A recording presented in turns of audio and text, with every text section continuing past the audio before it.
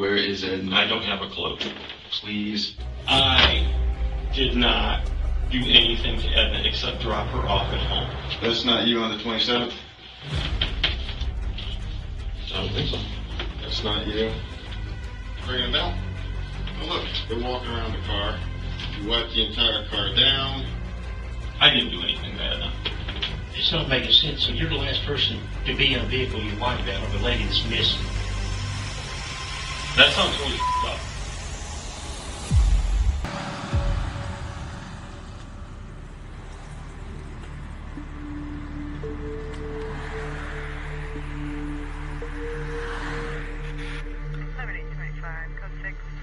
I got advised by dispatch that they needed me for a welfare check for Miss Edna Suttles. I arrive on scene, and friends of Miss Edna are standing there. They're worried about her, and that Miss Edna didn't show up to work, and that Miss Edna is not coming to the door. There's no signs of any kind of home breaking or disturbance or anything like that. But her vehicle was missing.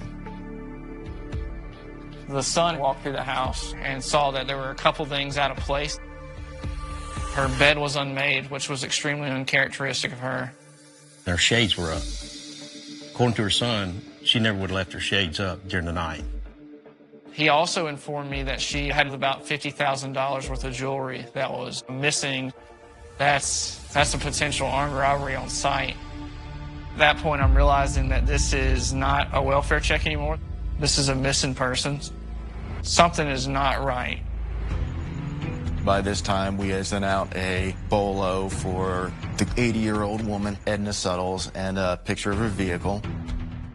After she went missing, she had no phone activity, no social media activity. She just vanished. Her and her vehicle was gone. I was starting to fear the worst.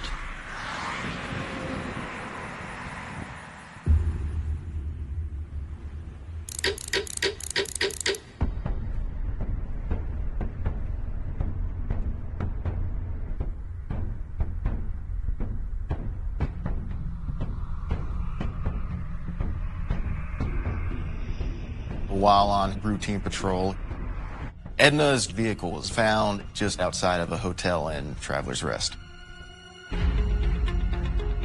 We check with the hotel clerk, and Edna's not a guest. That's definitely odd.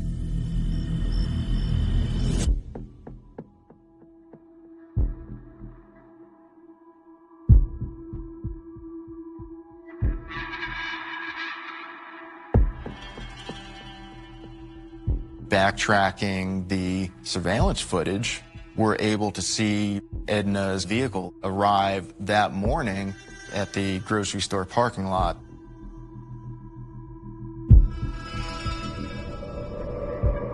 And we see this man, and it was obvious that they knew each other. They waved to each other, and we have no idea who he is.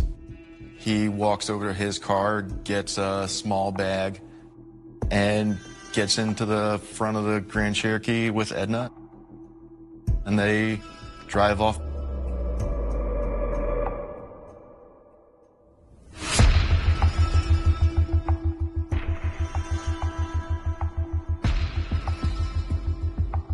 That afternoon, you see Edna's Grand Cherokee back to the grocery store parking lot, almost out of view of the camera. The subject walks all the way back to the front of the parking lot, gets into his car, and brings it right alongside the Grand Cherokee. And it's apparent that he's moving something from the Cherokee to the sedan. He then gets into the Cherokee, drives that to go across the shopping center.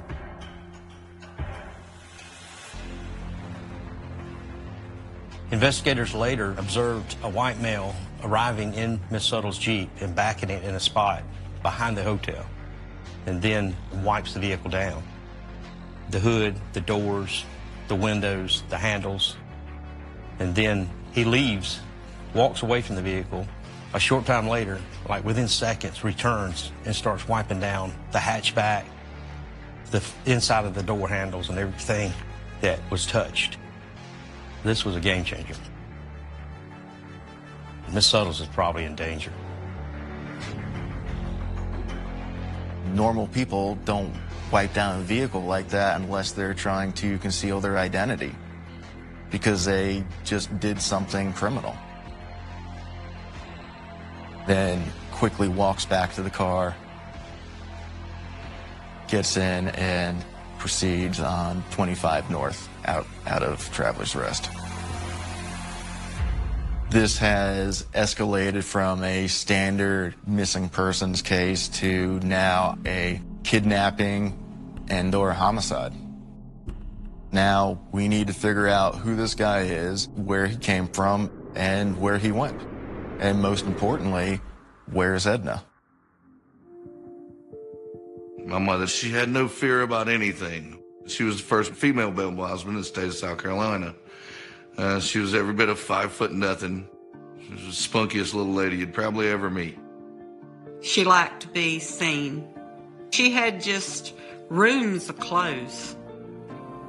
When she walked in the room, she took the room. And she was just amazing. She loved helping people when she could. Later on in life, she was taking care of other people with dementia and Alzheimer's. She'd be taking care of people that were younger than her. She was just a good-hearted person. She was full of life. I was praying that she would be found. Just let me know something. Let us find her. Don't let her be gone. Not like this.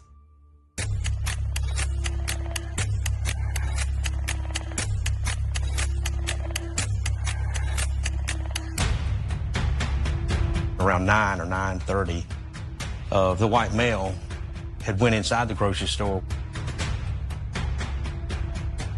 and purchased a 4-pack of yogurt where he paid cash for. But when he purchased the yogurt, he scanned his supermarket discount card. We were able to get the information for that value card back from the grocery store. And that let us know exactly who it was. It was Daniel Prince out of Bostic, North Carolina.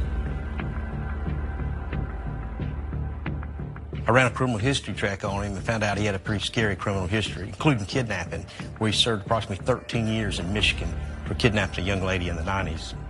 Knowing what we know about Prince and not knowing anything about where Miss Suttles is, time was of the essence.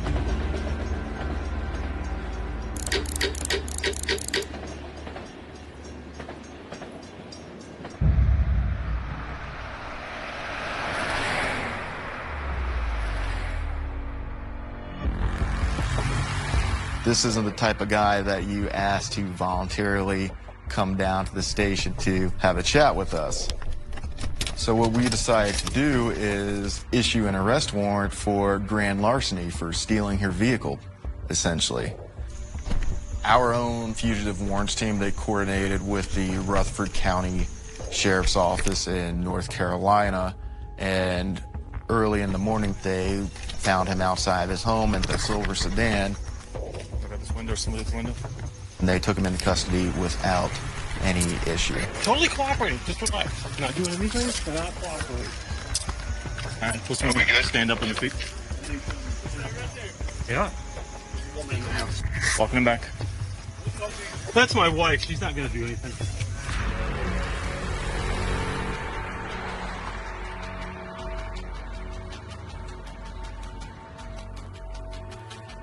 Take care of it. Yeah, I like My job is to find the truth about what happened to Edna. Hey, Greg, pleasure. At this point, we still don't know whether Edna's alive or dead. Every second counts.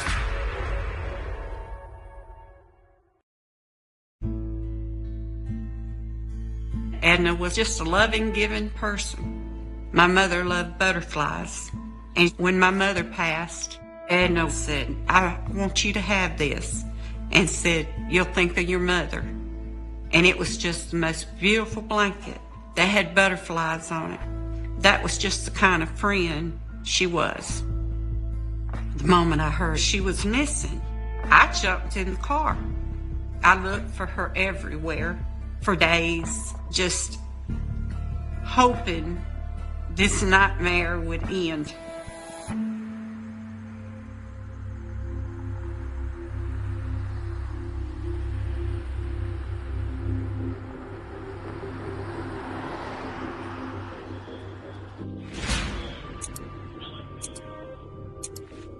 You guys have COVID? No.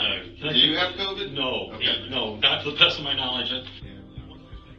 Daniel Prince had a criminal history. He's been around the block. He knows the system. But we knew we had to act fast and start asking tough questions. Okay. Why am I here? All right. I'll talk to you about August 27th, 2021 of this year. Do you remember where you were at?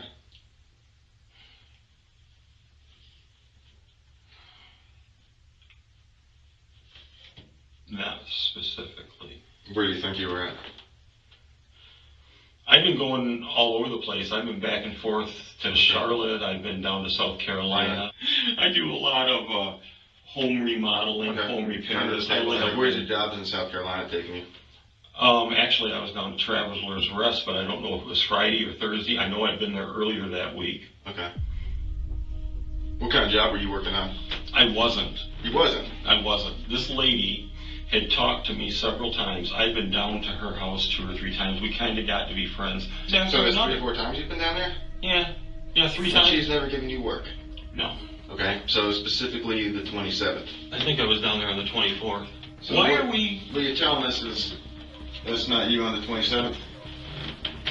Food Line parking lot?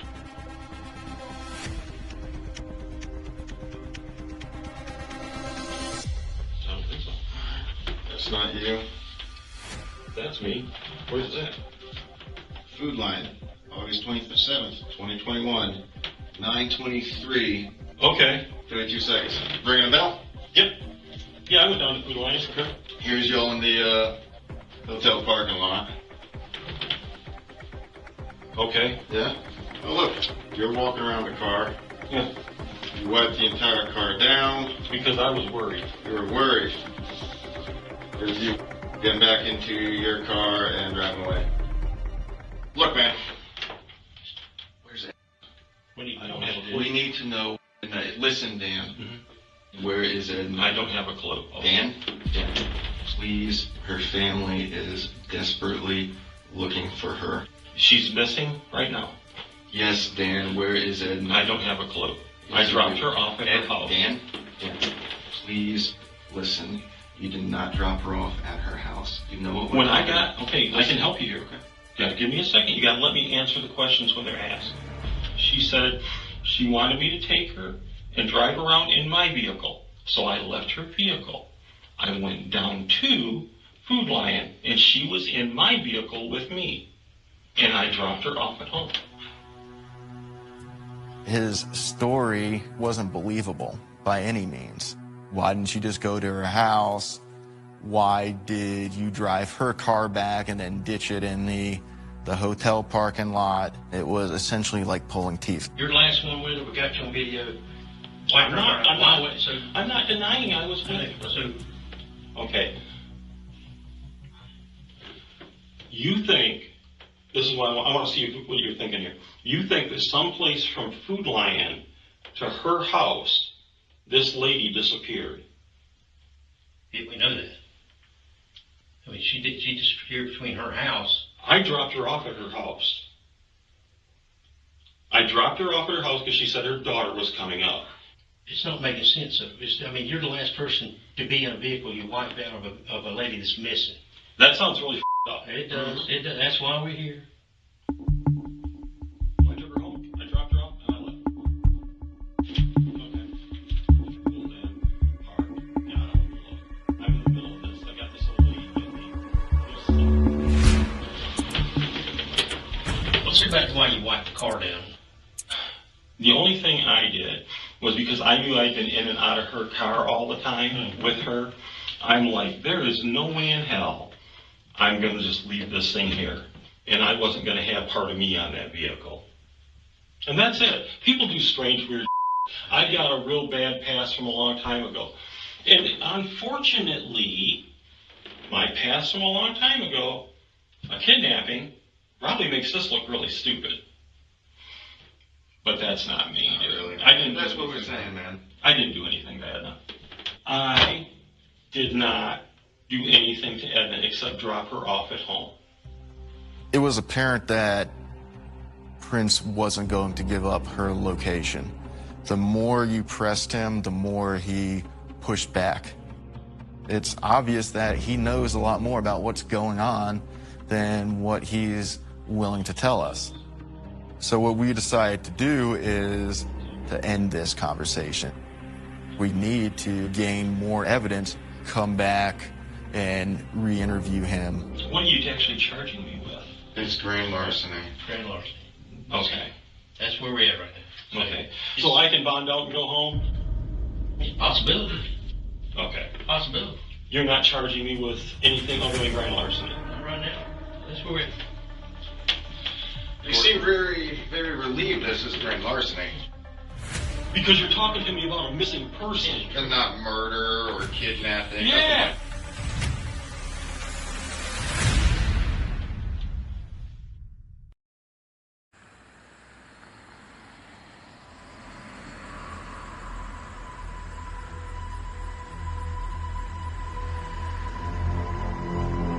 Okay, if somebody was questioning you, saying that someone's missing and that you're the last person that saw them, wouldn't you be relieved that they didn't think you kidnapped or killed somebody? Well, I'll let you know if I'm ever in that chair. You done? Yeah, let's see if we can get our paperwork. We'll see. Yes. At this point, we're concerned. He could potentially get out on bond, and he can go on the run. He can go destroy evidence if he were to get out. Time is of the utmost urgency.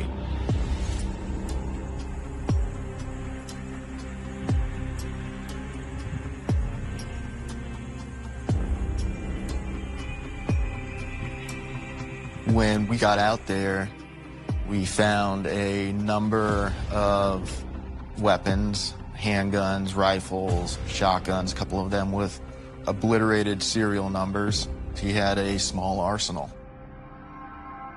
That's when we contacted the FBI.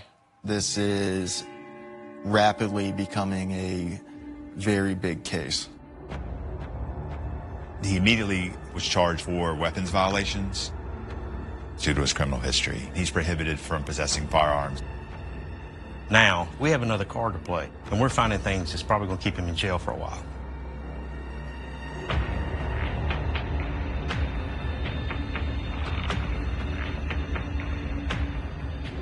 While we're going through his belongings, I discover a credit card to a Nancy Rago and other personal items with her name on it. It seemed that Prince made himself the power of attorney for this lady. Nancy Rago is not his wife. Now we have this new name, Nancy Rago. And who is she?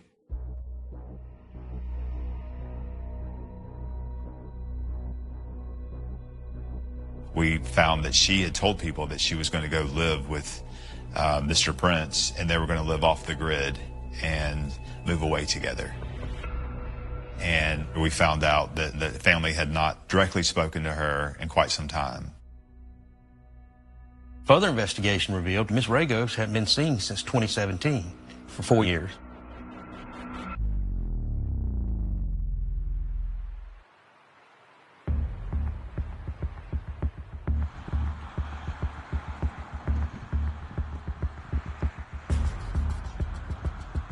We were able to see her Social Security be deposited into her accounts, and the very next day, almost to the dime, that money coming out of the accounts at an ATM near where we knew Prince to reside.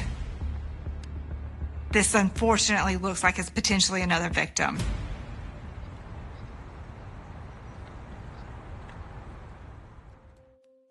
Nancy Nancy Ann's first love was the beach. I remember in summertime, she would come and we would go to the lake and go water skiing and go down to Myrtle Beach. My brother-in-law was pulling us behind his boat. Loved the water, even as a child. Nancy Ann was effervescent. She was the life of the party. Every holiday, after the meal was finished, the men of the family would move the dining room table and create a dance floor. Nancy Ann would cheer for all of us and dance. Her laugh was infectious. Nancy Ann. Say hey, baby.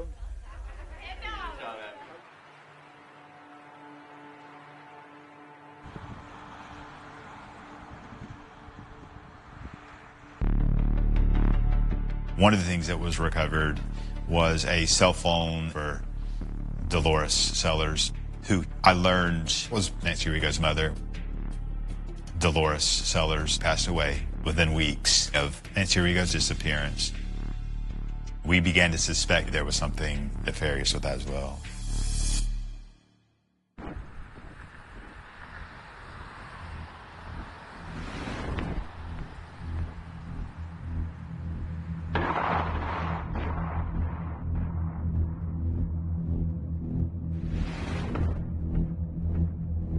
Now we have 2 missing people, possibly more. The stakes are even higher. Are they alive? We want to answer that question first and foremost. Hey, sir, how are you? Good. We thought that he probably would respond to being interviewed by the FBI. Hey, I'm next. FBI? Yes, sir. Okay. Special agent destination with the FBI. You're welcome. In a way that kind of helps bolster his ego a little bit. And anytime you build up a man's ego, you're on the right track to get more information than you probably would otherwise. Oh, thanks. You want some water as we talk? Are 99% water, 100% or 1% true serum? I wish we had that, right? Are you okay to talk with us, or at least get started and have a conversation with us? I'm okay to see where this is going. Okay, that's fair enough.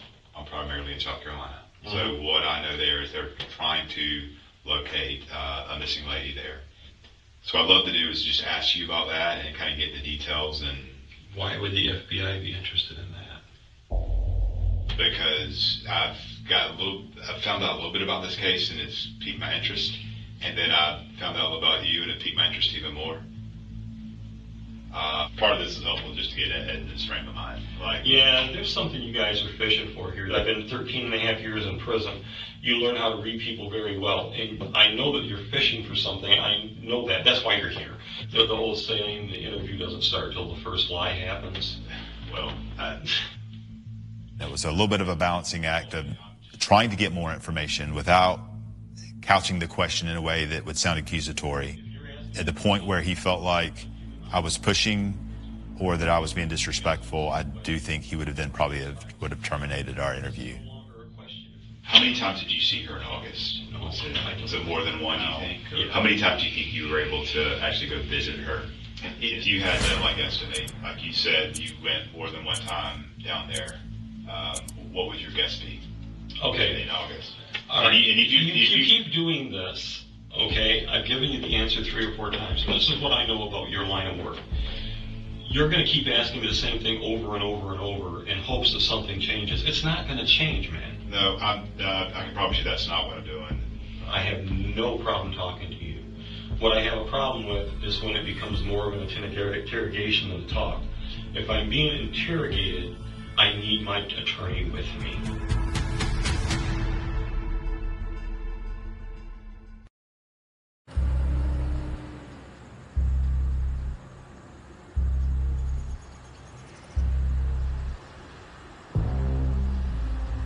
I have zero thought in my mind that you are anything close to an idiot. Okay, so when I told you 3 or 4 times, I'm 100% certain you remember that. If I made you feel like you're interrogated, I apologize. For him, being treated like that was something that was beneath him. It made him feel more like he was a subject rather than maybe a peer that we were working with together. Our goal was to try to have an atmosphere where he felt that we weren't necessarily on opposite sides from him, but that we were kind of shoulder to shoulder as we were walking through this investigation. So I'll just kind of talk to you about some of the facts of the case, and you help me figure out, say, okay, Justin, here's why this isn't important or this is important. And I'll lay some of it out to you. Go ahead. I think that you had I think you had a bank card for somebody that wasn't. Nancy Sellers Rigo? That's it, yeah. Tell me about that. I am her legal power of attorney. Okay. She lives between 2 or 3 different places, and she went on the run to live with her boyfriend, Dan. And she basically doesn't want to have anything to where somebody could track her through her banking stuff. So I send her gold coins or money that she can get rid of. In fact, I have a letter from her that if anybody ever wants it, will give it to my attorney, for my attorney to give it to people, that lays out in her own handwriting exactly what this arrangement is. But I don't see any reason for anybody to have that at this point in time, because we're not looking for her. She's not missing, literally. There's no big deal there. I'm starting to believe you don't think I'm telling you the truth. Well, I'm not trying to accuse you of anything. How do I seem to you? I mean, don't I seem like I want to talk to you? And you do, yeah, and I'm appreciative of that. That's not usually how people are, I would imagine, if they're trying to hide something. I think that he had created such a crazy tale of everything that happened. Now wasn't the time to really challenge all of those facts, because I wanted to have a relationship with him where I could talk to him again. I get the feeling from you a little bit that there's, not that you're hiding something, but that there's a whole lot to you that I don't get. I do think you've got a pretty interesting story, and I'm not 100% sure what all that is, but if you want that story told by the Bureau, like, I'm probably the guy to do that for you. I'm not really that worried about this. Are you okay if I were to not try to talk about the same stuff over and over again, but if I get some new piece of information that you may get help, willing would you to be willing to talk talk to to me you again? anytime you want to talk to me. Appreciate that. Even if I find out that I'm released from here, I will make myself available to you. Thank you. It was probably the best thing to just terminate the interview at that point. And as long as he felt like I was being fair, he would talk to me. And so we set out to gather the evidence we needed in order to prove that he was responsible for the death of at least 2 women, and then go speak to Mr. Prince again.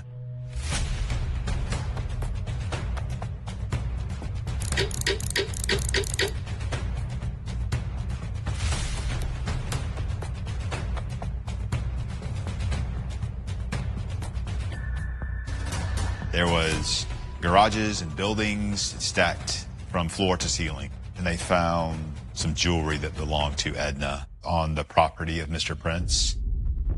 Then a B box was located, set a little bit back away from the house. And when they looked inside the B box, they found Edna's car keys. And also they found the yogurt cup. The yogurt we knew he purchased at the grocery store. Outside the B box, we were able to locate her purse, which had her medication in it, her checkbook in it. Also, Edna's shoes were found there, zip ties, cabling, plastic bags were found there. A tarp, a pickaxe, a shovel was found at that location. I think this is the moment that we knew Edna was not coming home alive.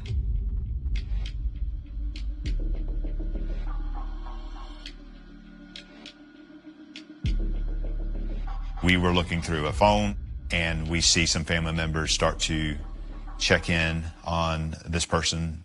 And there was one family member in particular who had kept reaching out. We were worried about you. Let us know you're okay. And we made the decision kind of on the spot. Let's just call them.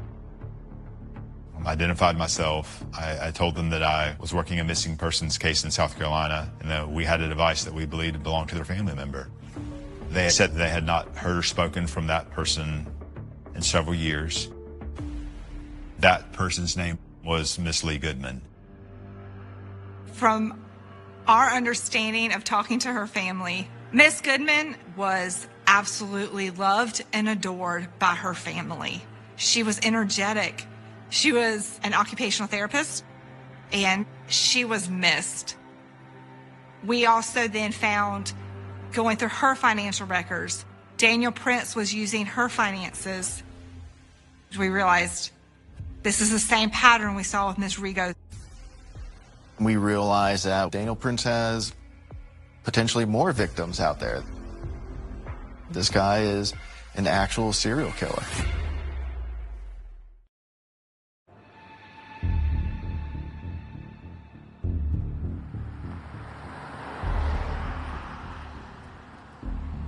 Based off my interactions with Mr. Prince, we felt like we had now a good footing to go speak to him again about some of the new evidence that we discovered. Basically present a fact and then ask him to explain it. I remember you. Yeah. Okay. Why am I here today? Okay. Well, I'm glad you asked. We'll talk a little bit. Any point you got questions for us, you can feel free to stop us. This is more of a conversation than interrogation or anything else. It's not a formal crucifixion or something. Yeah, no, I don't do those. I like you guys, by the way. Well, I mean, you know, you've been courteous to me, and I want to thank you, and I appreciate that. And I'm going to continue to be courteous to you. Okay. This is a process, and I know we both have to go through it, and we're obviously on other sides of that. But yeah, well, I agree. So you said last time that I was here that if there were some new things that popped up, that you'd be willing to talk to us about it. Possibly. Okay, all right. So there was some jewelry that matched some that was missing from Miss Suttles that was found in your house. Just tell me about it. Not a big deal. Okay. She'd asked me to go ahead and sell some stuff for her. From what I gathered, she was very, very pressed for money. She needs money, yeah. Yeah. Did you end up selling any of it for her?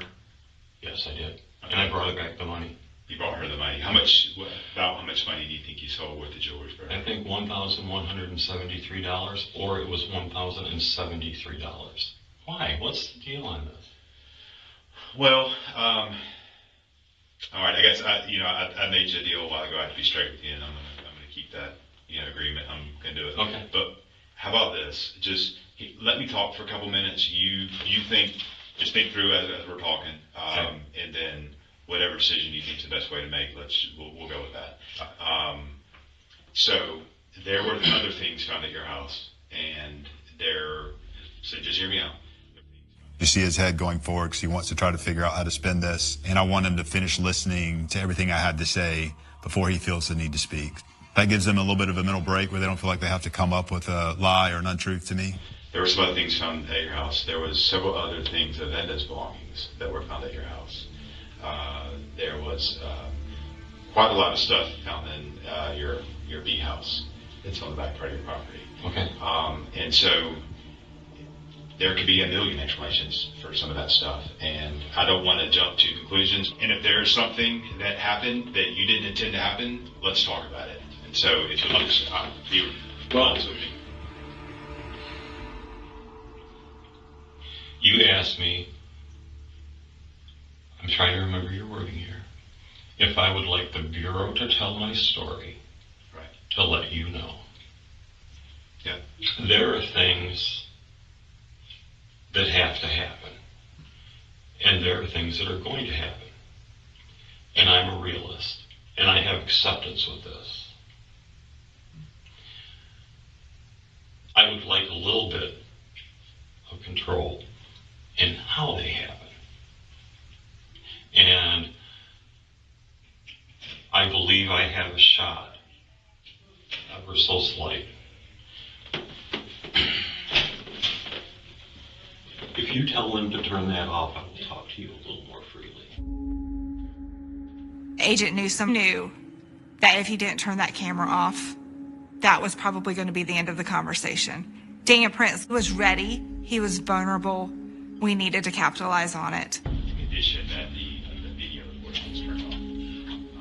So I talked with Greg and made that. Before we go any further, this might sound really strange to you. Can we pray? Sure. Heavenly Father, in the name of you know I have sinned mightily, like King David sinned mightily. Lord, I want to purge myself of all my sins. I wish to use these men as the conduit to do that. And out of respect for that, I'm not going to lie to them. And I'm not going to lie before you. And I praise you and I thank you for your Hillary and your help in this, Lord. In the name of Amen. Amen. It's an appropriate, powerful prayer. We're brothers in the Lord. I'm just asking you to help me fix the crap I got myself into. Yeah, that's my goal. I was praying that God would prepare your heart for this. If they kill me, I want you there when they do it to pray for me.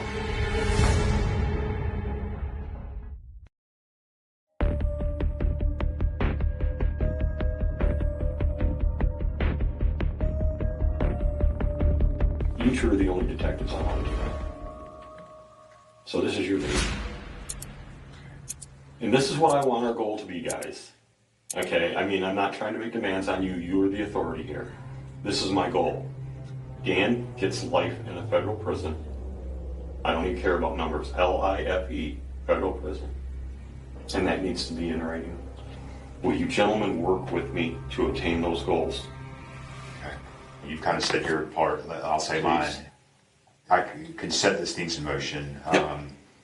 I cannot speak for the state, but in order for me to have the most power, I need an inkling of what I need. Hypothetically.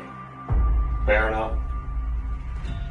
He was leaned forward, very close to me, looking at me almost with a more pleading look. So I was completely comfortable with him talking, in quote unquote hypotheticals, because how that would sound to a jury would still be very damning. Okay. Let's put it this way. A person I was very good friends with wanted to do something to put someone basically out of their misery that was very closely related to them. That's one body. That person started having an extreme amount of guilt over this and decided they were going to go tell what had happened. That's the second body. He's clicking off in his hands about different bodies. The second body that he's talking about is Miss Nancy Arrigo. We believe the first person he's talking about there is Miss Dolores Sellers, Nancy Arrigo's mother. There's a third body that I did not kill. That a person I was trying to help out. And I knew that they'd be getting Social Security disability for the rest of their life. So I got rid of said bodies, for example, so that I could continue to use the card. That individual there he's describing is Miss Goodman. We were able to confirm he was collecting her Social Security payments. Now, we wanted to get a statement from him about Miss Suttles. By any chance, while he's getting all this squared away, can you just help me get that closure for Ed and his family? Not until I have this. I clam up like a clam if this doesn't go federal for everything. Do you at least know a good location? I could give you within 3 feet. I knew he felt like things were kind of moving fast, and he needed some control of how that happened. He wanted life in a federal prison, and then once I agree to that and I fulfill my end, he'll then help us with the investigation and take us to the body of Miss Suttles. He kind of dangles that over our heads, took it as kind of reasserting some dominance, hopefully reasserting control, which is what he wanted throughout this case. All right, well, I've got my work cut out for me. I'm going to get started. Thank you. Thank you. It'd be lovely if friendships formed out of this. Stranger things have happened. Yes, it has.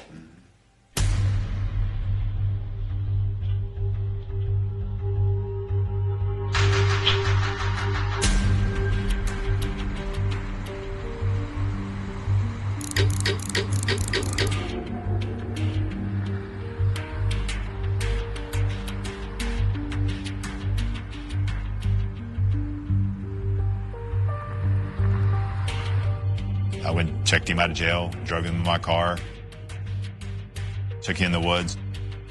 He walked me to a spot and pointed to it and said, "She's right there." It really wasn't too far from his house, and she was buried couple of feet down. The body of Miss Rigo and Miss Goodman were not able to be recovered. An autopsy was conducted. We do believe strongly that Mr. Prince used the cocktail of medications to incapacitate Miss Suttles. Absolutely incredible that we were able to bring her home.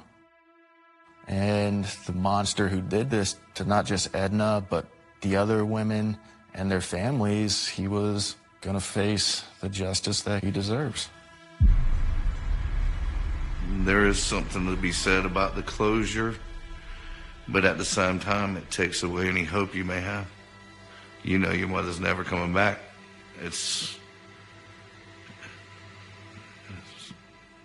I can't even put it into words the way it makes you feel.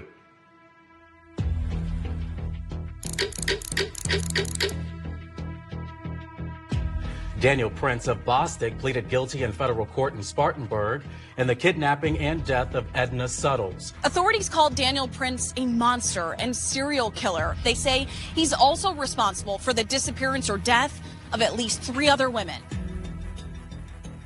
In exchange for the life sentence, he took the responsibility for the deaths of Edna Suttles, Nancy Rigo, Dolores Sellers, and Leah Goodman. The guy is a monster and a master manipulator. He's a very controlling person.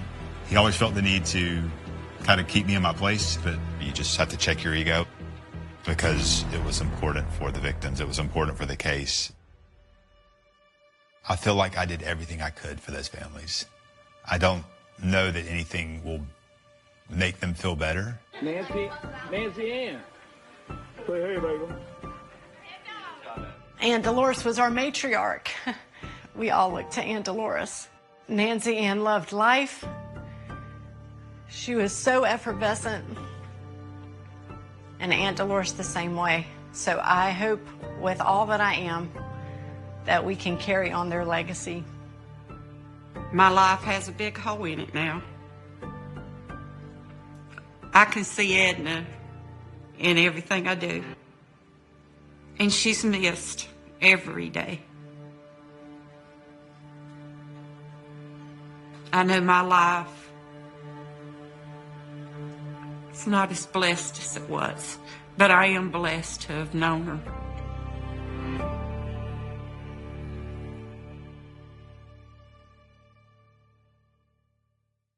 The first thing that vanished was not a person. It was the sound. Not a scream, not a crash, not the violence people later imagined in the dark note sections of police files, but the ordinary noise of a Texas morning. The low rumble of pickup trucks rolling toward work, the metallic rattle of a screen door somewhere down the road. Cicadas buzzing like static in the heat.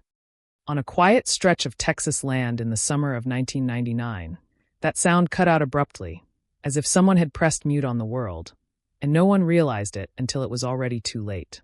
The mailbox was open. That was the detail that surfaced first. Not blood. Not a body. Not chaos. Just an open mailbox at the edge of a gravel driveway, the red flag still down, frozen mid-intention. It looked ordinary enough that most drivers would have passed without slowing, yet wrong enough that once it was noticed, it couldn't be unseen. Someone had stepped outside. Someone had planned to come back. Someone never did. Inside the house, time had stopped in small, unsettling ways. A coffee mug sat on the kitchen counter, half full, the surface of the liquid dull and skinning over as it cooled. The radio was off. The television was dark. No forced entry. No broken windows. No overturned furniture. The front door wasn't even locked. It was the kind of scene detectives would later describe with a single word that sounded harmless until you felt its weight. Clean. By late morning, neighbors had begun to gather, drawn by instinct more than evidence. A car still in the driveway. No answer at the door. The sense that something was off, not violently, not obviously, but deeply, in the pit of the stomach. Someone knocked. Someone called her name. The air pressed down, heavy with heat and uncertainty. By noon, the sheriff's office had a name. A woman. A local. Known enough to be missed quickly. Ordinary enough to never imagine her life would become a case file. In hookup calls and dispatch logs, the word missing appeared for the first time, tentative and cautious, as if saying it too loudly might make it real. Officers arrived, notebooks in hand, scanning the yard, the porch, the road beyond. Nothing fought back. Nothing explained itself. Texas, 1999. A year before smartphones. Before digital footprints followed every step. Before cameras watched every corner, and every lie had a timestamp. When people vanished then, they didn't leave behind a trail of data. They left behind silence and objects that felt suddenly important because they were all that remained. The first officers moved slowly, deliberately. Photographs were taken. Measurements recorded. The time was written down, then rewritten, as if accuracy might summon meaning. Neighbors were questioned. Most said the same thing. They had heard nothing, seen nothing, noticed nothing unusual. A quiet morning. A normal morning. That, too, would haunt the investigation. Because crimes don't like quiet. And yet this one seemed to thrive on it. By evening, the story had spread through the town like a bruise blooming under skin. Conversations lowered. Speculation sharpened. People replayed the morning in their minds, searching for a sound they might have ignored, a car they might have dismissed, a moment they might have misunderstood. Guilt crept in where answers did not. Search parties formed the next day. Volunteers lined up under a brutal sun, handed maps and instructions that felt thin against the vastness of the land. They walked fence lines, fields, dry creek beds where the earth cracked like old bone. Helicopters cut across the sky, their shadows racing over trees and rooftops. Dogs strained at leashes, noses working overtime against heat, dust, and time already slipping away. Every discovery tightened nerves. A scrap of cloth that turned out to be trash. A dark shape that resolved into shadow. Each false alarm took something from the people searching, draining hope in increments so small they didn't notice until it was nearly gone. Inside the sheriff's office, the case grew teeth. A whiteboard filled with timelines and arrows. Names written, circled, erased. Who had seen her last? What time the coffee might have been poured? Whether the open mailbox meant she stepped outside willingly or was interrupted. Whether she had plans that morning. Whether she trusted whoever might have called her outside. Then came the first crack in the stillness. A witness called in, hesitant, voice unsure. They reported seeing a vehicle idling near the road that morning. Not parked. Not passing through. Just there. The description was frustratingly vague, dark-colored, older model, no clear make or plate. But it was enough. Patrol units rolled. Alerts went out. Logs were checked. In Texas, a dark car was everywhere. Another tip followed. Late at night. Anonymous. The caller claimed they had heard raised voices days earlier. An argument. A threat, maybe. Or maybe just anger. The voice refused to elaborate. The call ended abruptly. The number traced to a payphone miles away. The investigation began to branch, each lead thinner than the last. Friends were questioned. Ex-partners. Co-workers. Anyone whose name surfaced more than once. Alibis were tested, prodded, stressed. Some bent. None broke. Rumors circulated faster than facts, filling the void left by evidence that refused to appear. Days became weeks. Search efforts scaled back. Helicopters disappeared from the sky. Volunteers returned to work, to school, to lives that now carried an extra weight. News vans packed up and moved on, leaving behind a town that no longer trusted its own quiet. The file thickened. Photos. Statements. Maps. Every page an attempt to trap something invisible. Detectives worked the case until exhaustion blurred their thoughts, then worked it again. Eventually resources shifted. New crimes demanded attention. The unspoken truth settled in. Cold case. The words weren't official yet, but everyone felt them. In the way meetings grew shorter. In the way leads were revisited with less urgency. In the way the file was boxed, labeled, and shelved, not forgotten but no longer breathing. Years passed. 1999 slipped into memory. The world changed. Technology advanced. DNA became sharper, databases wider. The case resurfaced periodically, pulled from storage with cautious optimism. Evidence was retested. Witnesses re-interviewed. Memories had faded. Stories had changed. Some people had moved away. Some had died. The woman's name remained. Spoken softly on anniversaries. Mentioned in hushed tones to newcomers. A warning wrapped in a mystery. Don't assume nothing happens here. Don't trust the quiet too much. Then, decades later, something impossible happened. Not a body found in a field. Not a long-lost witness coming forward. Not a technological miracle. But a confession. Unexpected. Voluntary. Delivered without the drama people imagine, steady and calm. From someone who had carried the truth through years of silence. A confession that promised closure. A confession that, instead, reopened everything. Because in Texas, in cases like this, answers never arrive clean. They arrive dragging questions behind them. And as investigators reopened the file, dust rising from pages long untouched, the town felt the pull of that morning again. The open mailbox, the cooling coffee, the silence that swallowed a woman whole and waited decades to speak. The investigation did not slow because there was nothing to chase. It slowed because everything led nowhere. Each morning began the same way inside the sheriff's office. Stale coffee, fluorescent lights. A file opened again as if repetition might change its contents. Detectives stared at timelines until the lines blurred, convinced that if they traced the hours one more time, the truth would finally flinch. It never did. The morning of the disappearance remained smooth, uninterrupted, maddeningly clean. They returned to the house. Again and again, they walked through the rooms, careful not to disturb what had already been disturbed by time. The coffee mug was bagged and tagged.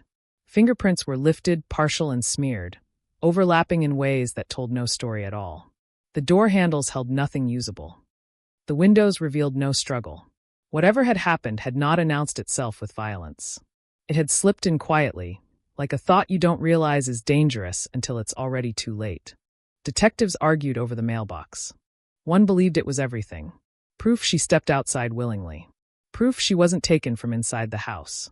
Another thought it meant nothing at all, a coincidence elevated by desperation.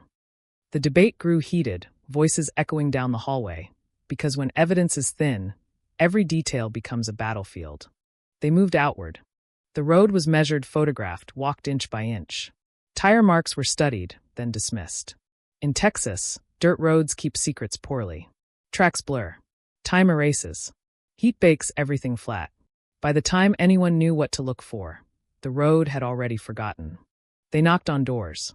Some people talked too much, flooding detectives with theories and suspicions shaped by fear. Others barely spoke at all, arms crossed, eyes cautious. A few names surfaced repeatedly, whispered more than stated, the way communities circle familiar figures when the unfamiliar feels too terrifying to name. One name, in particular, refused to disappear. An acquaintance. Not close. Not distant. Someone who moved on the edges of her life, known enough to raise questions, unknown enough to hide answers. He had an alibi. He always had an alibi. It was thin, but it held. For now. Detectives marked it, underlined it, then moved on, frustration simmering just beneath the surface. Another lead followed, stranger than the rest. A report of a personal item found miles away. Something that might belong to her. Something ordinary, useless without context. Officers drove out, hearts pounding, imagining headlines forming before the dust even settled. The item was examined, photographed, bagged. It wasn't hers. The disappointment was sharp, immediate, the kind that leaves a physical ache. Hope, once spent, doesn't replenish easily. Weeks passed, and the town began to change. People locked doors they'd never locked before. Children were called inside earlier. Conversations shifted, becoming cautious, fragmented. Trust, once assumed, became conditional. The absence stretched, filling spaces where certainty used to live. The press returned briefly, chasing updates that didn't exist. Reporters asked the same questions in different ways. Are there suspects? Are there persons of interest? Is foul play suspected? Each answer was careful, measured, designed to reveal nothing and promise nothing. Behind the cameras, detectives clenched their jaws, tired of speaking in circles. Behind closed doors, the theories grew darker. Abduction. A crime of opportunity. Someone passing through. Someone who planned it. Someone who didn't. The lack of a body fueled every possibility. Without physical proof, the case refused to settle into a single shape. It stayed fluid, dangerous, capable of becoming anything. Months slipped by. The case began to feel heavier, not because it grew, but because it didn't. Evidence does not like stillness. It fades. It decays. Witnesses forget the exact shade of a car, the precise time of a sound. Memories soften, then harden into something unreliable. Detectives re-interviewed the same people. They noticed the changes. Details added. Details removed. Small inconsistencies that could mean everything or nothing at all. They pressed harder. Some people grew defensive. Others grew emotional. No one cracked. Then came the first quiet reassignment. Resources were shifted. Personnel rotated. New cases demanded attention. Bodies demanded answers. The disappearance, unresolved and bloodless, struggled to compete. The file remained open, technically alive, but it no longer breathed on its own. Cold case. This time, the words were spoken aloud. Not as a surrender, but as a classification. A place where cases went to wait. Where hope slowed but did not die. Where answers slept until someone woke them.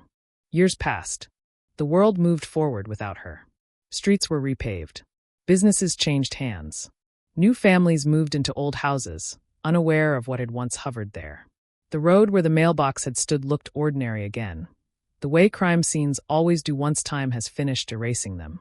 The file resurfaced every few years. A new detective. A fresh set of eyes. Advances in forensic science sparked optimism. DNA was retested. Databases were searched. The same evidence yielded the same silence. Frustration deepened into something more dangerous than anger. Acceptance. Then quietly something shifted. Not in the lab. Not in the field. But in a place no one had been watching anymore. A man aged. His hair thinned. His routine slowed. Life narrowed. The weight he carried grew heavier as the years stretched on, not lighter. He watched the world forget. He watched the town heal over a wound that never truly closed. He watched anniversaries pass without headlines. He watched her name fade from casual conversation. And with every passing year, the silence that had protected him began to suffocate him instead. The first contact was indirect. A conversation overheard. A question asked too casually. A comment about old cases being reopened, about technology catching up with the past. The words lodged in his chest and refused to leave. Sleep became difficult. Dreams replayed fragments. Not the act itself, but the moments around it. The morning light. The stillness. The point where everything changed and could never be undone. Guilt did not arrive dramatically. It seeped in, quiet and persistent. He began to talk. Not to police. Not yet. To friends. To family. Small admissions wrapped in hypotheticals. What if someone had done something terrible years ago? What if they wanted to make it right? The responses were dismissive, nervous laughter brushing away the unease. But the idea had taken root. Years later, the call came. A detective, now older, voice steady, asking questions about a different matter. Routine. Casual. The man answered calmly, practiced. When the call ended, his hands shook. He realized something had shifted irreversibly. The silence was no longer protecting him. It was exposing him. The confession did not come in a rush. It came deliberately. A meeting arranged. A room. A recorder placed on the table. The air thick with anticipation and disbelief. When he began to speak, his voice did not waver. He named the year. He named the place. He named her. Decades of silence ended not with a scream, but with a sentence.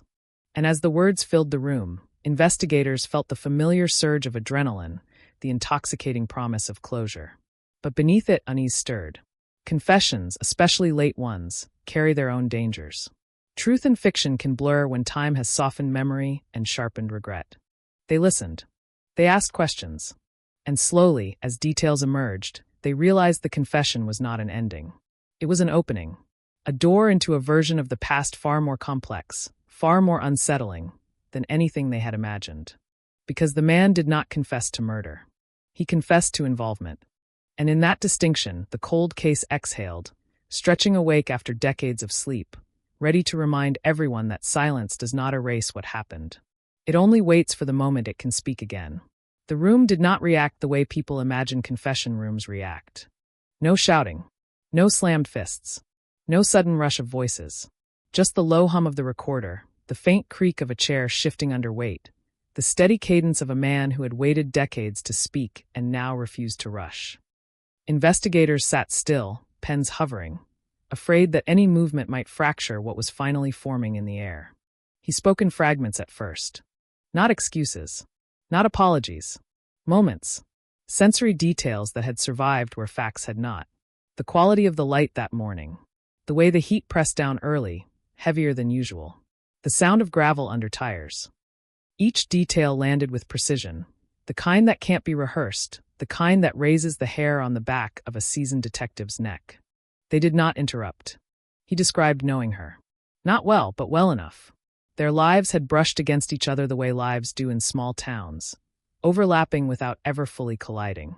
He had seen her before, spoken to her before. Nothing that would have made anyone suspicious. Nothing that would have stood out in 1999 or any year after.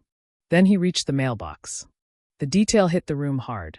He didn't call it a mailbox at first. He called it the thing by the road. The red flag. The open door. He remembered thinking it was strange. He remembered her stepping toward it. He remembered stopping the car. The recorder captured his breath as it slowed. He said she spoke willingly. Said there was no struggle.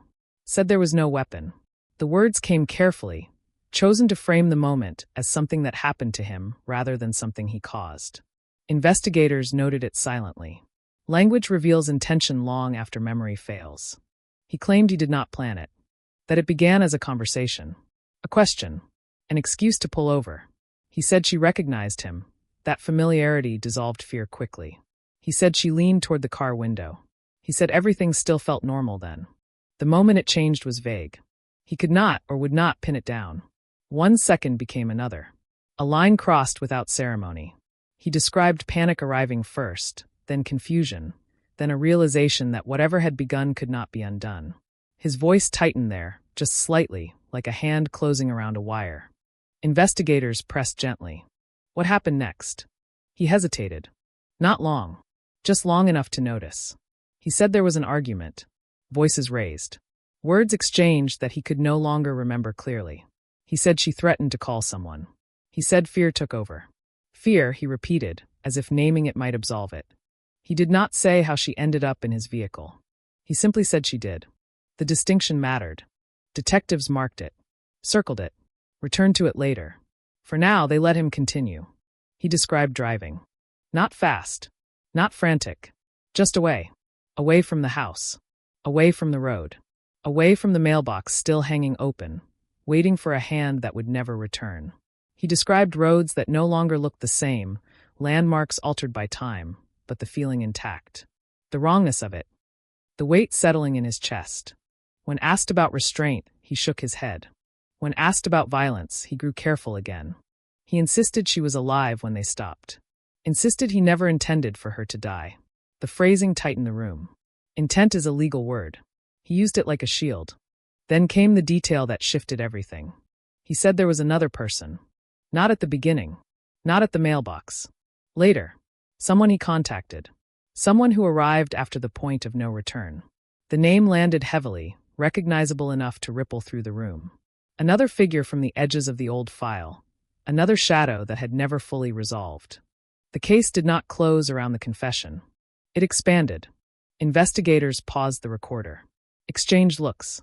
Years of theories rearranged themselves silently. The absence of a body. The lack of forensic evidence. The way the trail had gone cold so completely. Suddenly, the gaps had a shape. They resumed. He spoke about fear again.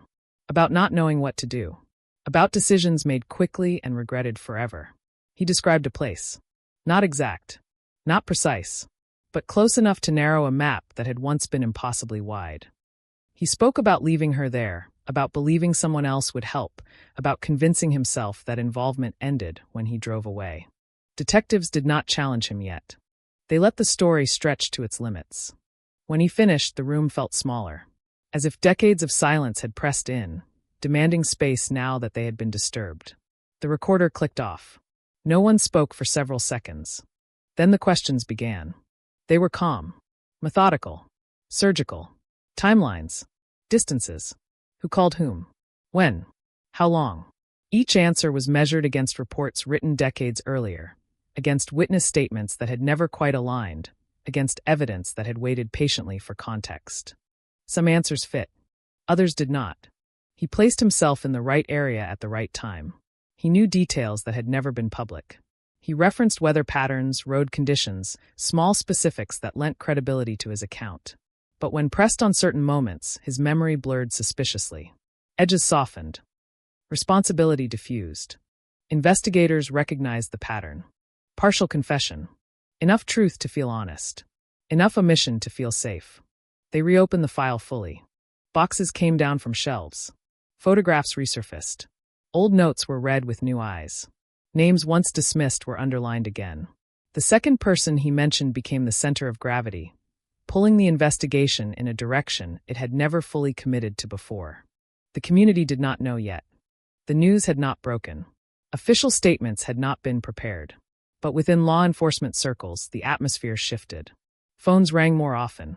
Meetings ran longer. The cold case was cold no longer. It pulsed, alive and unpredictable. Detectives returned to the scene. Not the house. Not the mailbox. Somewhere else now. A location described in half-memories and careful language. They walked the land with maps and GPS units, overlaying the past onto the present. Development had altered the terrain. Trees had grown. Paths had vanished. They searched anyway. Ground-penetrating radar scanned soil that had been silent for decades. Cadaver dogs worked methodically, trained to recognize what time could not erase. Each alert tightened throats. Each false signal tested patience. Nothing surfaced. The absence was loud. It raised a new question, darker and more dangerous than the first. If he did not kill her, and if she did not survive, then where did the truth end and the story begin? Investigators brought him back. This time the tone changed. The questions sharpened. Inconsistencies were placed gently on the table between them, like objects that demanded acknowledgement. He shifted. He adjusted. His answers evolved, subtly but unmistakably. He admitted to more. Not enough. He admitted to fear turning into control. To moments he had previously glossed over. To actions that contradicted his earlier insistence on nonviolence. Each admission peeled back a layer, revealing something rawer beneath. Still, he stopped short. He insisted there were limits. Lines he had not crossed. Responsibility he would not claim. Investigators understood. Confessions are negotiations, especially when time has given the confessor years to rehearse with himself. Outside the room, prosecutors listened. They weighed the words against what could be proven. Against statutes. Against the absence of a body that complicated everything. Justice, delayed this long, demands precision. Emotion would not be enough. The case stood at a threshold. A confession had ended decades of silence, but it had not delivered clarity. It had reopened wounds, disturbed memories, and exposed how easily the truth can fracture when it finally emerges. Somewhere between what he said and what he avoided lay the answer the town had waited for. And as investigators prepared to push deeper, one truth settled heavily over everyone involved. Silence had protected this secret for years. Breaking it was only the beginning. Once the silence was broken, it did not retreat quietly. It resisted. Investigators felt it in the way answers slid sideways when they pressed too hard, in the way memories suddenly blurred at the edges where certainty should have lived. The confession had opened a door, but behind it was not a clear hallway leading to truth. It was a maze built from decades of fear, denial, and carefully practiced forgetting. They rebuilt the timeline from scratch. Not the old one. Not the version shaped by absence and guesswork. A new timeline, anchored to the man's words, tested relentlessly against reality. They marked the minute he claimed to stop the car. The distance from the mailbox. The roads he said he took. The time it would have taken to make the calls he described. Every calculation was an attempt to collapse memory into math, to force the past into something measurable. It resisted. Phone records were pulled where they still existed. Some had been purged years ago. Others survived only as fragments, half-legible, incomplete. A call appeared where it shouldn't have. Another was missing entirely. Investigators stared at the gaps, wondering whether they were accidents of time or deliberate erasures disguised as bureaucracy. They brought in the second name. The man mentioned in the confession was older now, his life layered with years of ordinary decisions that had nothing to do with crime. He arrived at the station with practiced calm, a posture that suggested surprise without fear. He denied everything immediately. Said he had no idea what they were talking about. Said he hadn't thought about that woman in decades. His alibi was clean. Too clean. He knew where he was that day. Knew who he was with. Knew which job he was working, which hours he clocked, which road he drove home. The confidence unsettled the room. Innocence does not always arrive this prepared. They let him talk. He spoke easily, filling silence with anecdotes that went nowhere, details that did not matter. He never once asked what evidence they had. He never once asked why they were talking to him now. He acted like a man inconvenienced, not threatened. Investigators noted everything. The way his eyes flicked when certain dates were mentioned. The way his voice tightened when the first man's name surfaced. The way his denial grew more emphatic as questions narrowed. It was not proof. It was pressure. They returned to the first man. This time, they did not ask open questions. They asked collisions. They placed statements side by side. Yours says this. He says that. Both cannot be true. Silence followed, heavy and revealing. When he spoke again, the story shifted. Not dramatically. Just enough. He admitted he had minimized his role. That fear had shaped his language. That he hadn't told everything the first time. His voice carried less control now, the edges fraying. He described moments he had previously skipped over. The argument growing sharper. Her panic escalating. His attempts to quiet it. The word accident appeared. Investigators did not interrupt. He said she fell. Said it happened quickly. Said he didn't mean for it to happen. The room seemed to constrict around the claim. Accidents leave marks. Accidents leave evidence. Accidents rarely require decades of silence. They asked about injuries. He hesitated, then spoke in generalities. Pain. Stillness. Shock. He insisted she was breathing when he left. Insisted help was coming. Insisted he believed she would survive. Belief is not fact. They asked why he never called police. He said fear. He said panic. He said the other man convinced him it would only make things worse. The blame shifted subtly, responsibility redistributed like weight on a sinking boat. Investigators pushed harder. They asked about the location again. He gave a more precise answer this time, a narrowing of possibilities that sent teams back into the field. Land that had been walked before was walked again, this time with intention sharpened by accusation. They searched under cover of routine. No sirens. No press. Just unmarked vehicles and quiet equipment. The ground had changed. Years of erosion, development, and growth had rewritten the landscape. What had once been isolated was now bordered by new fences, new roads, new lives. Still, they searched. Cadaver dogs alerted twice in one area, their handlers stiffening as training met instinct. Excavation followed, careful and slow, each layer removed like a page turned too late. Soil samples were taken. Anomalies recorded. Nothing definitive surfaced. The absence screamed louder than discovery ever could. Back at the station, tension thickened. The prosecutor reviewed transcripts line by line, circling phrases, underlining contradictions. Without a body, without forensic confirmation, every charge balanced precariously on credibility. The confession alone was not enough. Not yet. The men were separated. Individually questioned. Individually pressured. Each told a story that placed himself just short of the point of no return. Each described the other as the one who crossed the line. The truth fractured into overlapping shapes, none complete enough to stand alone. Investigators recognized the pattern. Shared guilt often produces mirrored lies. They revisited old witness statements. A neighbor who once mentioned a car, but never followed up. A passerby who reported seeing two men arguing near a road weeks later. A detail dismissed at the time as unrelated. A former coworker who remembered a strange comment made in passing. A joke that now sounded like a confession wrapped in humor. Details long ignored rearranged themselves. The case began to breathe differently. The community sensed it. Even without official announcements, rumors spread. Old names resurfaced. Conversations stopped when certain people entered rooms. The past crept back into the present, uncomfortable and uninvited. Then the media returned. Carefully at first. A mention of renewed interest. A reference to a decades-old cold case seeing movement. No names. No accusations. Just enough to reopen wounds the town thought had scarred over. Pressure mounted. From above. From below. Families wanted answers. Detectives wanted clarity. Prosecutors wanted certainty. Time offered none of it. They brought the first man in again. This time, they confronted him with everything. The second man's denials. The inconsistencies. The dog alerts. The witness statements. They did not raise their voices. They did not threaten. They simply waited. Something broke. Not dramatically. Not cleanly. But enough. He admitted she did not leave alive. The sentence fell flat, devastating in its simplicity. No elaboration. No detail. Just the admission investigators had waited decades to hear. He claimed it happened during the struggle. Claimed panic overtook him. Claimed he did not know how to fix what he had done. They asked what happened next. He closed his eyes. When he spoke again, his voice was quieter, stripped of performance.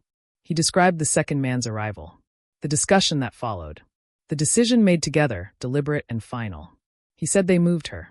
He said they chose a place he believed would never be disturbed. Belief again. The second man was arrested.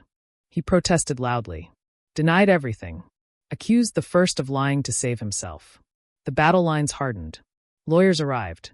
Statements became cautious, rehearsed, filtered through legal necessity. The case entered a new phase. Not investigation, but preparation. Search warrants. Motions. Negotiations. The possibility of a plea hovered, conditional and fragile. Each side measured risk against reward, justice against certainty. Still, the most important thing remained missing. Her. Without her, the story was incomplete. Without her, doubt lingered. Without her, silence still had power. Investigators returned to the land one more time, driven by a mix of hope and obligation. They searched deeper, wider, guided by a confession that might still be lying. As the sun set over Texas soil that had held secrets for far too long, one truth pressed heavily on everyone involved. The case was no longer cold, but it was not solved. And until the ground gave up what it had taken, the silence, though cracked, was not finished speaking. The ground did not yield. Days of excavation turned into weeks of waiting, and waiting turned into a familiar ache investigators knew too well. Soil was sifted. Anomalies mapped. Promising signals collapsed into nothing. Each morning began with expectation and ended with restraint, the kind learned only after years of standing over places that refused to speak. Back at the station, the case advanced without her. That absence shaped everything. It hardened strategies. It narrowed options. Prosecutors sat with binders open and calculators out, counting years, weighing charges that could survive without physical proof. The law is built on certainty, and certainty was still missing. They split the men. Different rooms. Different days. Different pressures. One was offered the possibility of relief, cooperation, clarity, an end to carrying what had bent him into something brittle. The other was met with facts, contradictions, and the slow accumulation of details that refused to align with his denials. The first man wavered. Not in the way people expect, not with tears or pleas, but with fatigue. The performance drained from him. His shoulders sagged. His voice lost its edges. He spoke less, said more. He acknowledged things he had previously danced around, conceding points as if surrendering territory he could no longer defend. He agreed to show them. Not the exact place, he said. He couldn't remember it precisely. Time had eroded certainty. But he could narrow it. He could point to an area. A stretch of land where memory and belief overlapped enough to try. They drove out together. Unmarked vehicles. No lights. No sirens. The Texas landscape slid by, wide and indifferent. When he finally told them to stop, the place looked like dozens of others. Unremarkable, quiet, offering nothing to suggest it had ever mattered. He stepped out slowly, stood there, hands at his sides, staring at the ground as if waiting for it to accuse him. He described what he thought had happened. Where they parked, where they carried her, where they believed time would erase everything. Belief again. Search teams moved in. They worked methodically, their professionalism shielding them from disappointment until it arrived anyway. Dogs alerted once, briefly, then lost interest. The signal dissipated like smoke. Excavation followed. Nothing. The man watched. His certainty cracked. He grew agitated, then defensive. Maybe it was closer to the fence. Maybe farther down. Maybe the land had changed more than he thought. Each adjustment felt less like clarity and more like desperation. Investigators ended the search. They returned him to custody, the weight heavier now, because cooperation without results cuts both ways. It suggests truth. It also suggests manipulation. The second man remained defiant. His attorney spoke for him now. Statements were measured, clipped, designed to reveal nothing. He dismissed the confession as self-serving fiction, a desperate attempt by an aging man to offload guilt onto someone else. Without a body, without forensic proof, he said, there was nothing. Legally, he wasn't wrong. The prosecutor knew it. Meetings stretched late into the night. Whiteboards filled with statutes and timelines. They debated charges: kidnapping, conspiracy, manslaughter, murder. Each carried risks. Each depended on pieces that might never arrive. They considered a deal. Not justice in its purest form, but justice that could survive. The first man was offered terms, limited exposure in exchange for full cooperation, testimony, and a version of the truth that could be presented coherently to a jury. It was a gamble. So was everything else. He accepted. The second man did not. The community learned the outlines then. Not details. Not evidence. Just enough to reopen wounds. Headlines returned, sharper now, heavier with implication. Texas 1999 cold case. Confession. Arrests. Decades of silence broken. The words ricocheted through the town, stirring anger, relief, disbelief. People chose sides. Some believed immediately. The confession felt too detailed, too weighted with time to be false. Others resisted, pointing to the missing body, the years past, the convenience of blaming someone else. Arguments erupted in grocery store aisles, in church parking lots, on front porches where people had once felt safe. The family listened. They had waited decades for something like this, and now found themselves bracing against it. Closure had been promised by headlines. What arrived instead was complication. Hope sharpened by fear. Relief tangled with grief that had never been allowed to settle. They met with prosecutors. They heard the realities stripped of drama. The strengths. The weaknesses. The risks. They were asked what they wanted, a question that felt cruel in its simplicity. Justice does not always look the way families imagine it will. They wanted truth. They wanted acknowledgement. They wanted the silence gone. The first man testified. In controlled settings. Under oath. His words were precise now, shaped by legal necessity and the promise he had made. He described the events with fewer evasions, admitting his role more clearly, accepting responsibility he had previously tried to diffuse. He named the second man again, placed him firmly at the center of decisions made after the point of no return. Described discussions, actions, intent. Each word tightened the net, even as the absence of physical evidence left holes wide enough to slip through. Defense attorneys attacked. They dismantled timelines, questioned memory, highlighted contradictions, painted the confession as a survival strategy, not a moral awakening. Jurors, they argued, should not be asked to fill gaps with belief. The case edged toward trial. The prosecutor prepared meticulously, knowing persuasion would matter as much as proof. Witnesses were lined up. Experts briefed. Old statements polished and contextualized. The story had to be told cleanly, convincingly, without the benefit of the one thing juries expect most. A body. Then, unexpectedly, the second man shifted. Not publicly. Not fully. But enough. A motion filed. A meeting requested. Doors closed. Conversations resumed. The calculus changed. Risk met reality. A plea became possible, not to murder, not to the full weight of accusation, but to involvement that acknowledged guilt without demanding certainty the evidence could not provide. The prosecutor considered it.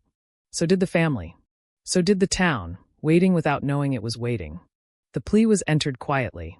No dramatic courtroom gasps. No confession delivered to cameras. Just a legal acknowledgement that involvement had occurred, that the story was not invented, that silence had been chosen deliberately. The first man received his sentence. Not what some hoped. Not what others feared. A number of years that reflected cooperation, responsibility, and the limits imposed by time.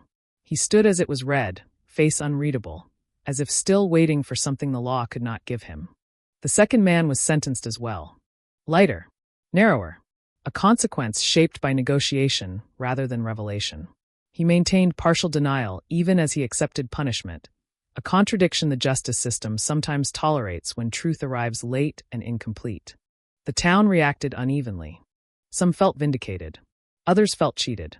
Without her remains, without a definitive answer about where she lay, the resolution felt fragile, conditional. Silence had been broken, but it had not been fully replaced by sound. Investigators closed the file. Not with satisfaction, but with exhaustion. The cold case designation was removed. The shelf space cleared. Paperwork finalized. Officially, the case was solved. Unofficially, something lingered. They returned to the land one last time.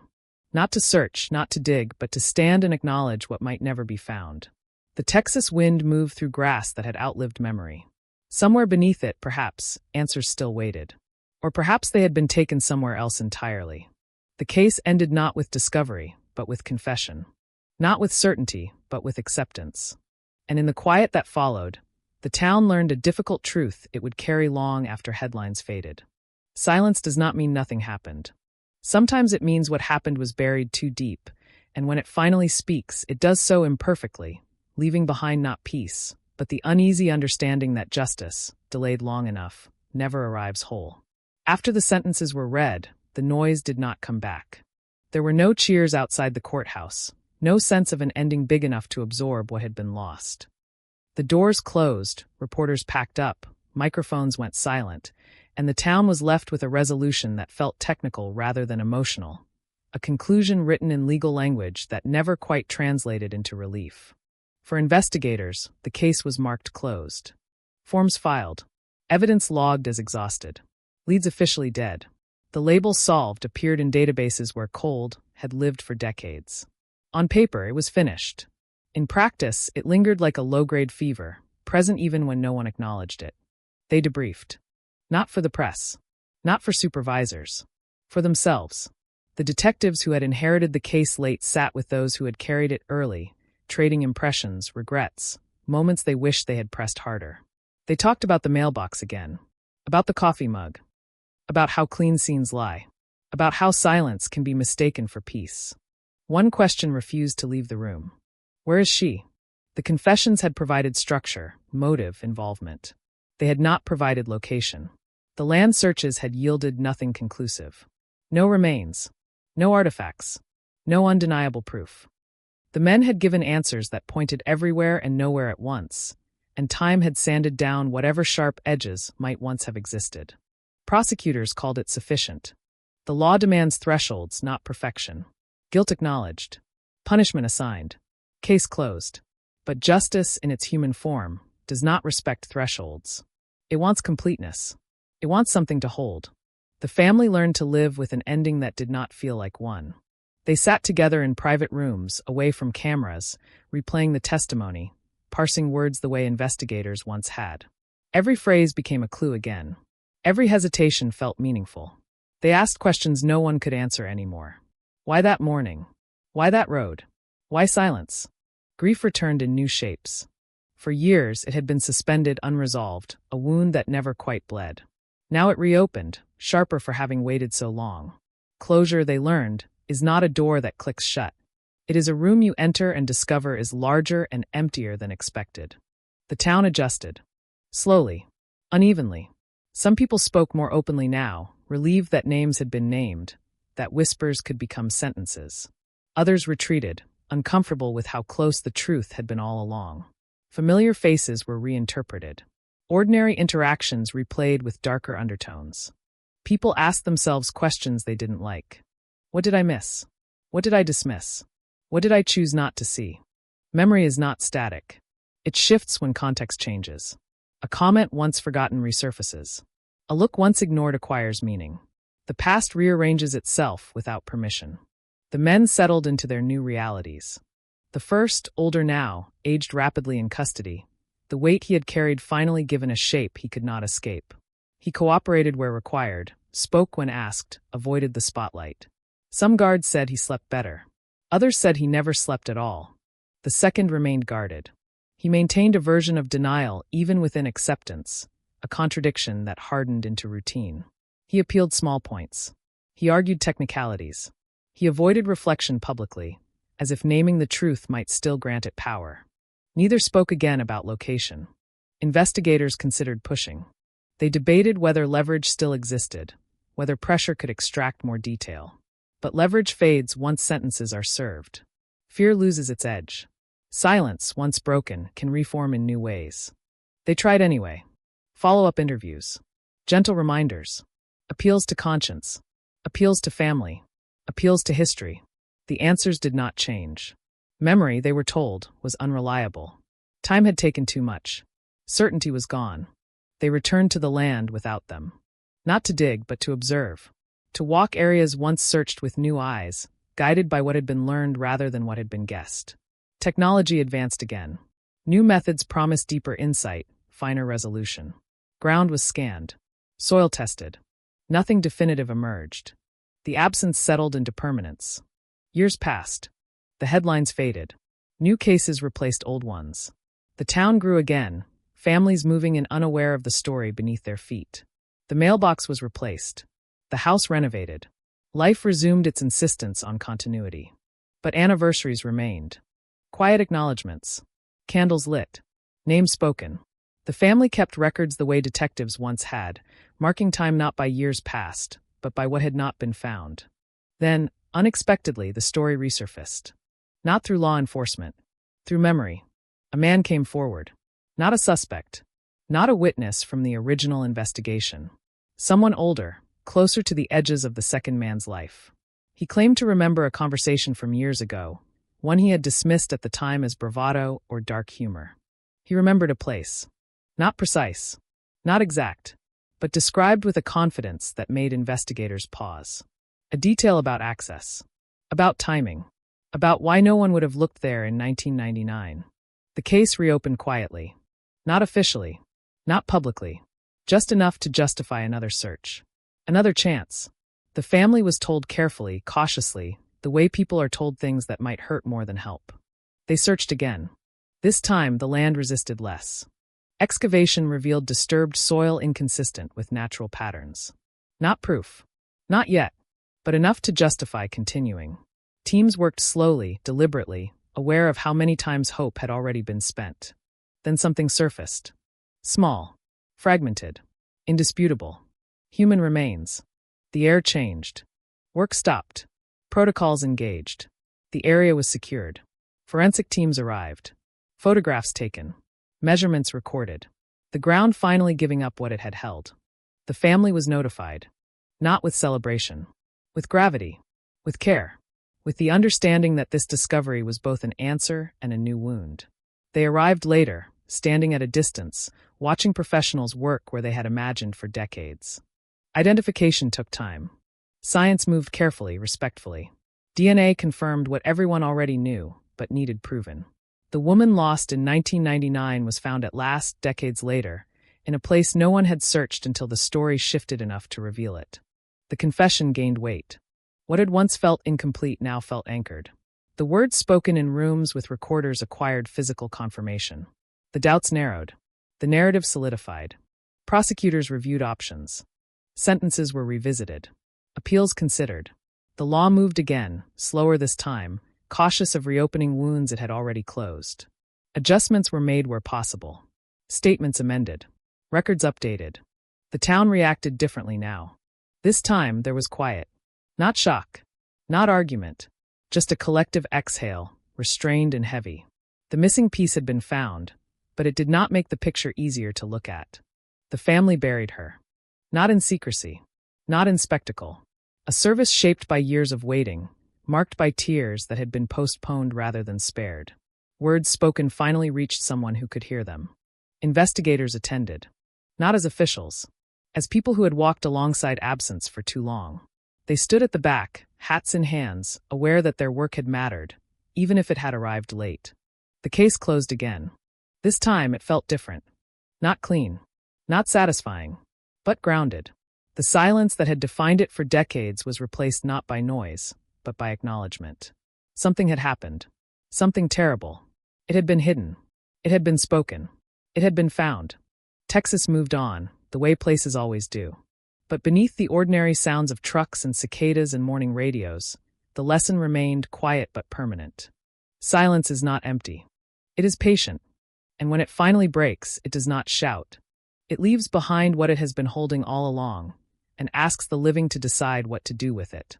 The discovery did not bring peace the way people expect discovery to bring peace. It brought weight. The ground had finally given her back, but it did so without apology, without explanation, without the clean edges of certainty people cling to when they imagine justice. What surfaced was truth reduced to fragments, enough to confirm, never enough to restore. The silence that had held her for decades loosened its grip, but it did not disappear. It shifted, settling into the spaces left behind. Forensic reports arrived slowly. Bone density, soil staining, fracture patterns softened by time. The science spoke in probabilities, not declarations. Injuries consistent with trauma.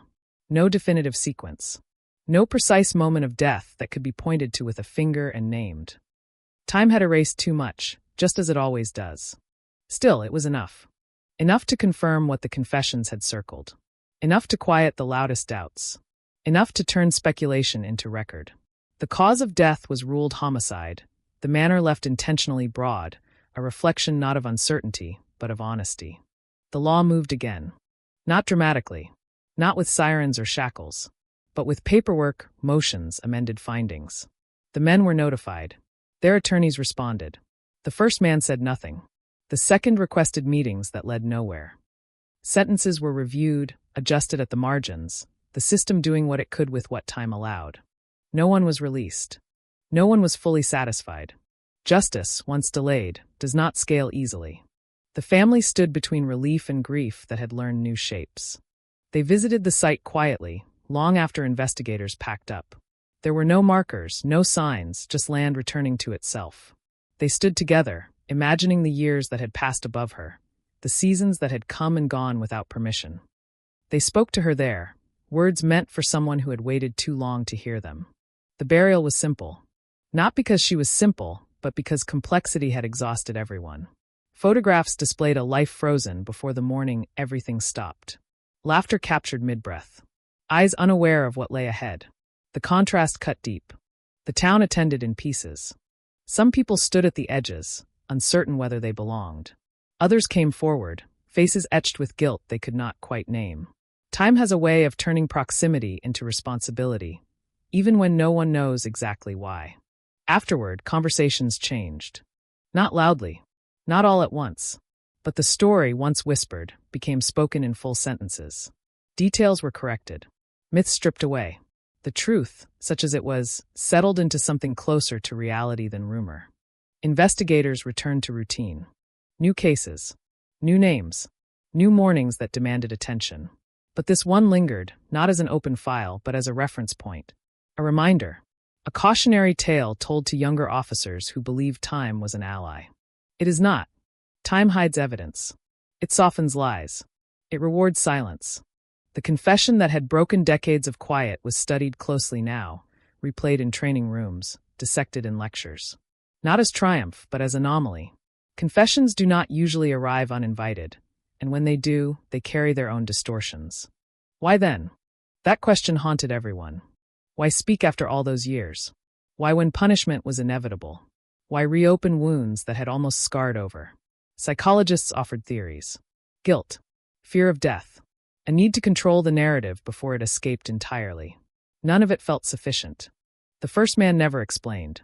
He declined interviews, declined statements, declined the chance to reframe himself. He existed now inside the consequences he had postponed for decades, a life reduced to routine and memory. Guards reported he spent long hours staring at nothing, as if waiting for something else to surface. The second man grew quieter. The partial denial hardened into isolation. He wrote letters no one answered, filed motions that went nowhere. His world narrowed, just as the silence once had narrowed around the truth he avoided. The case entered public memory, not as it happened, but as it was told. Podcasts, articles, retrospectives. Each version polished the rough edges differently, shaping the story to fit narrative arcs that reality never respects. Some focused on the confession, others on the failure to find her sooner. Some on the town itself, asking what kind of place allows something like this to remain hidden. The answers varied. No place is immune. No silence is empty. Crimes do not need chaos to survive. They need only time and the willingness of people to look away when certainty is uncomfortable. The family listened to none of it. They withdrew from public attention, protecting what little privacy remained. Their grief no longer needed witnesses. It needed space. They honored anniversaries quietly now, not as missing person vigils, but as remembrances anchored by a place to stand. The mailbox became a symbol. Not officially, not marked, but remembered. The open door at the edge of the road, the smallest detail that had carried the weight of everything that followed. People drove past it without knowing why it mattered, and that too felt appropriate. The world does not pause for symbols. Years passed again. The case stayed closed. But closure is not permanence. It is a condition that must be maintained. Occasionally, new information surfaced, fragments from people who remembered something they had once dismissed. Investigators reviewed them, politely, thoroughly, knowing that memory after this long rarely delivers substance. Nothing changed. The remains rested. The records remained. The lesson settled in. Then, unexpectedly, the silence spoke one last time. A notebook surfaced among the belongings of a man who had died quietly, years after the case was resolved. It was found by family members sorting through ordinary things, receipts, letters, notes that meant nothing until one page stopped them cold. A description. Not a confession. Not an admission. But a reflection written years earlier, describing fear, knowledge, and the choice to say nothing. It referenced the men by implication, the place obliquely, the event unmistakably. Investigators reviewed it. It confirmed nothing new. It proved nothing legally. But it added weight to what was already known, a chorus joining a song long finished. The notebook was archived, not as evidence, but as context. The story did not change. But it deepened.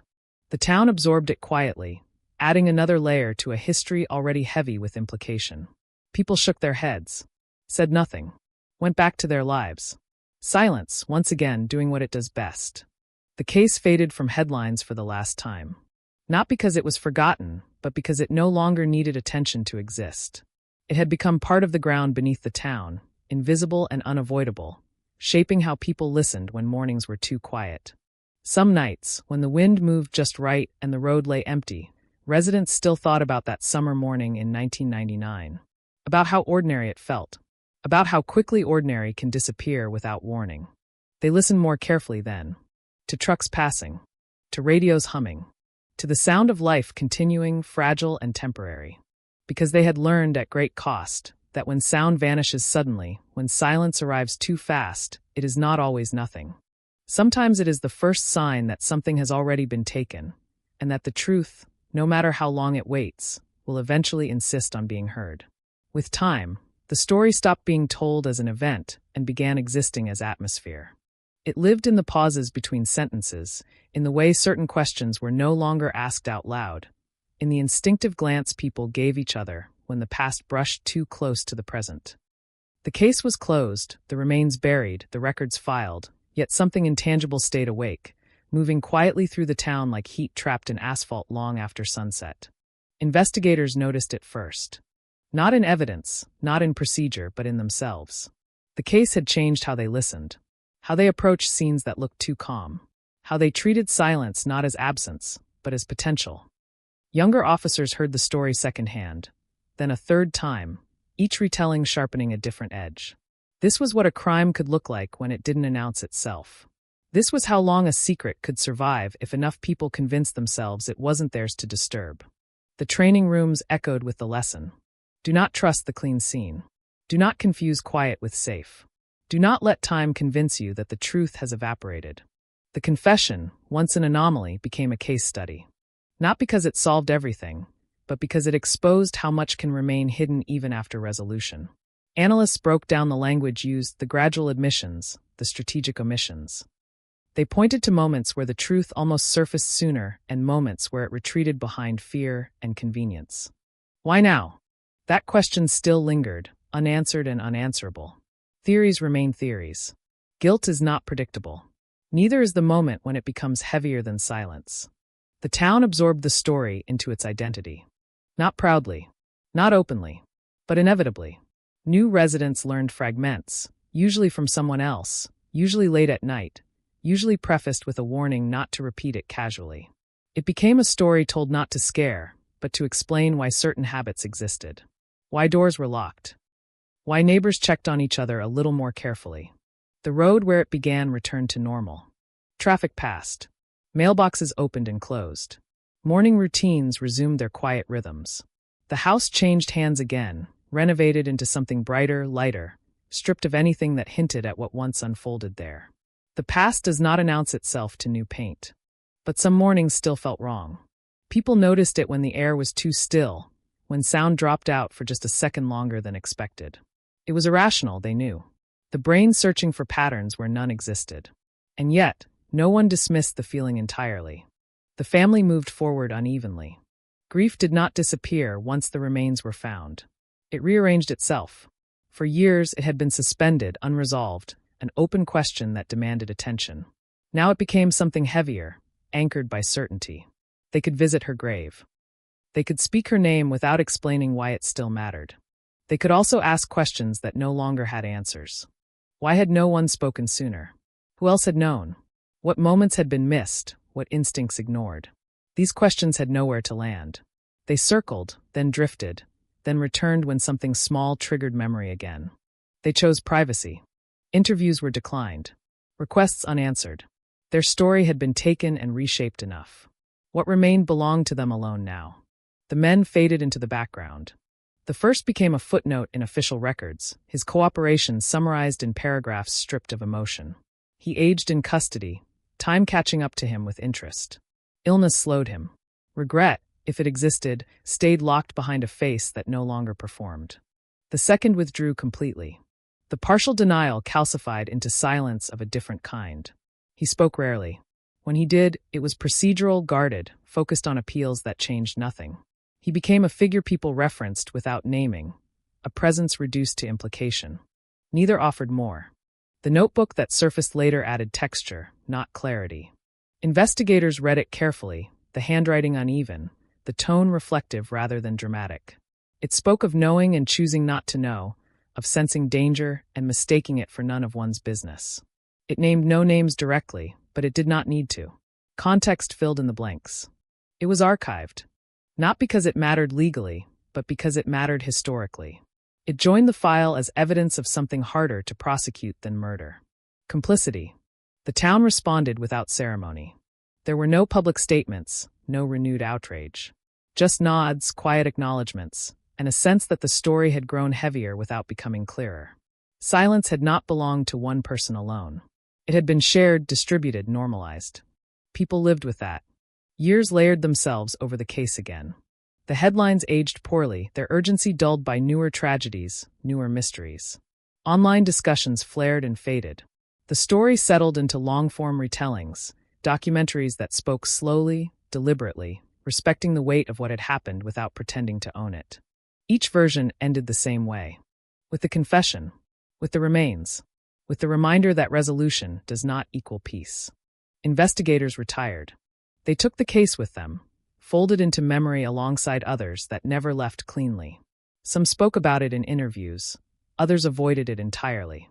The ones who did speak used the same phrase, again and again, as if repetition might explain it. We thought we had more time. Time, they had learned, is not neutral. It takes sides. It favors those who wait. The town changed leadership. New officials inherited old files they never opened. The case existed for them as history, not responsibility. And yet, on certain mornings, they too felt the weight of it, especially when another disappearance crossed their desks, another silence arrived too quickly. They paid closer attention. The story had done its work. It had altered behavior, sharpened instincts, made people more uncomfortable with unanswered questions. If nothing else, it had taught the town how expensive silence could be. The grave remained quiet. Flowers appeared sometimes, placed by hands that did not belong to family. Notes left without signatures. Apologies written for no one in particular. They were removed respectfully, preserved briefly, then let go. Grief does not require witnesses to exist. The road continued to hum with traffic. Mailboxes opened and closed. Morning radios filled kitchens with sound. Life resumed, not because it was unaffected, but because it always does. And beneath it all, the lesson remained, steady and unyielding. The case had been solved, yes. The truth had been spoken, yes. The silence had been broken, yes. But silence does not vanish when exposed. It changes shape. It becomes memory. It becomes caution. It becomes the pause people take before deciding to look away. In Texas, long after the files were closed and the land returned to itself, that pause lingered. A breath held just long enough to remember that ordinary mornings can fracture without warning, and that when they do, the sound that disappears first is not always the one people expect. Sometimes it is the sound of someone choosing to speak. And sometimes it is the sound of everyone else choosing not to. Years after the confession, after the files were sealed and the press moved on, the case resurfaced in a quieter, more unsettling way. Not as news, but as pattern. It appeared in training seminars, in after-action reviews, in conversations between detectives who had never met the victim but somehow felt they knew her.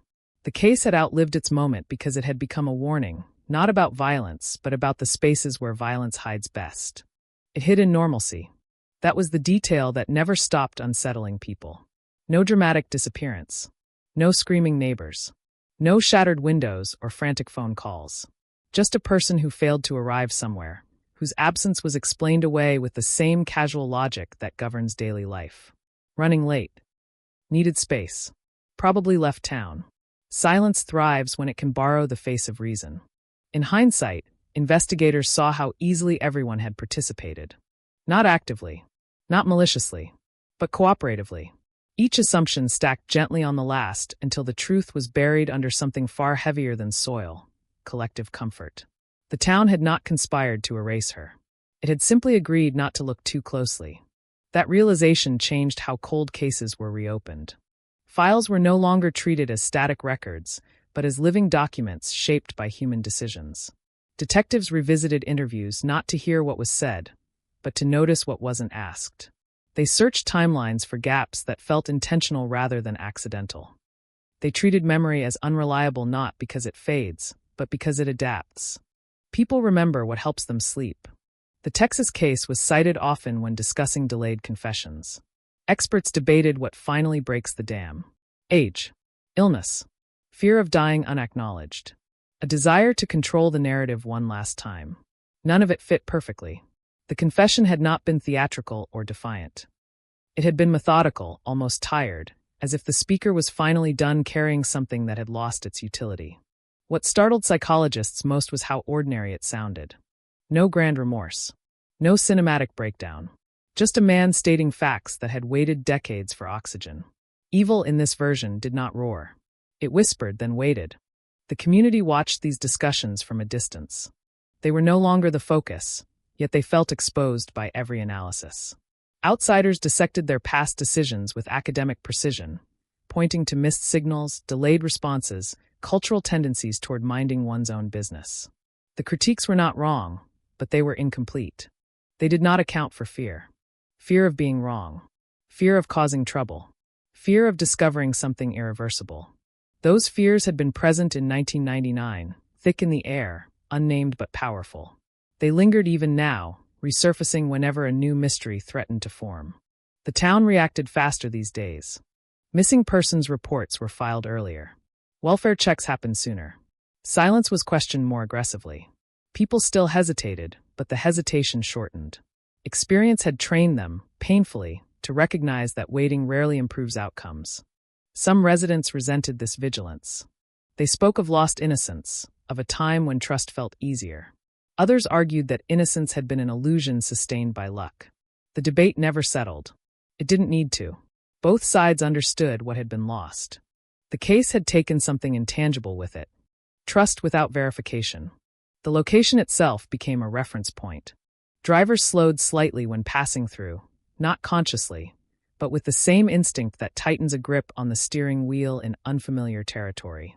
Newcomers noticed the behavior and adopted it without knowing why. The land carried memory the way bodies carry scars, subtly, persistently.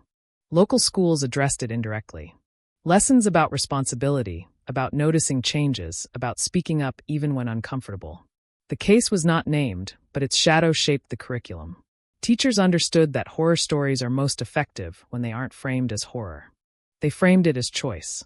The choice to ask one more question. The choice to make one call too many instead of one too few. The choice to resist the ease of explanation. The victim's name appeared occasionally in true crime forums, threaded through speculation and debate. Some posts treated her story respectfully. Others reduced it to content. The family avoided these spaces entirely. They had reclaimed her from mystery and refused to surrender her again to strangers. Yet the internet never forgets. The case circulated internationally, stripped of geography, retold as archetype. Small town. Missing woman. Decades of silence. Sudden confession. Each retelling smoothed out the rough edges, turning lived experience into narrative efficiency. The truth was messier. The truth involved hesitation that felt reasonable at the time. It involved people who sensed something wrong but lacked language for it. It involved a culture that valued privacy so highly it sometimes mistook it for virtue. Investigators understood this more clearly now. They spoke less in absolutes. They acknowledged how systems are built not just on rules, but on the behaviors of those who operate them. Procedures fail quietly long before they fail catastrophically. The confession had closed the case, but opened a larger conversation. How many truths were still waiting because they did not yet feel necessary to tell? How many secrets were aging, growing heavier with time, their eventual release guaranteed but unscheduled? No one liked the answers those questions implied. The men involved faded further into obscurity. Their names appeared rarely, mostly in legal footnotes or anniversary articles. The public appetite for them diminished quickly once the novelty of resolution passed. What remained was not fascination but fatigue. There was nothing more they could give, and nothing more anyone wanted from them. They were not the story anymore. The story belonged to the space they had created. That space, the years without answers, became the true subject of analysis. What happens inside a vacuum of truth? How rumors behave when unchallenged? How memory distorts when it has nothing solid to anchor itself to? People remembered seeing things they hadn't, hearing conversations that never occurred, feeling intuitions that arrived too late to matter. The brain, deprived of certainty, invents closure. That invention can be comforting. It can also be deadly. The case resurfaced again when a similar disappearance occurred in another state. Reporters drew comparisons. Experts referenced Texas.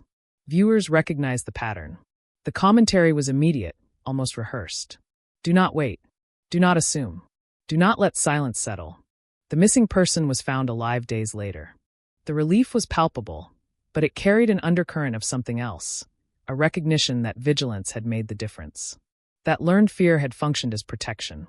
The Texas case had saved someone else. That realization softened its edges slightly. It did not redeem the past, but it gave the suffering a purpose beyond memory.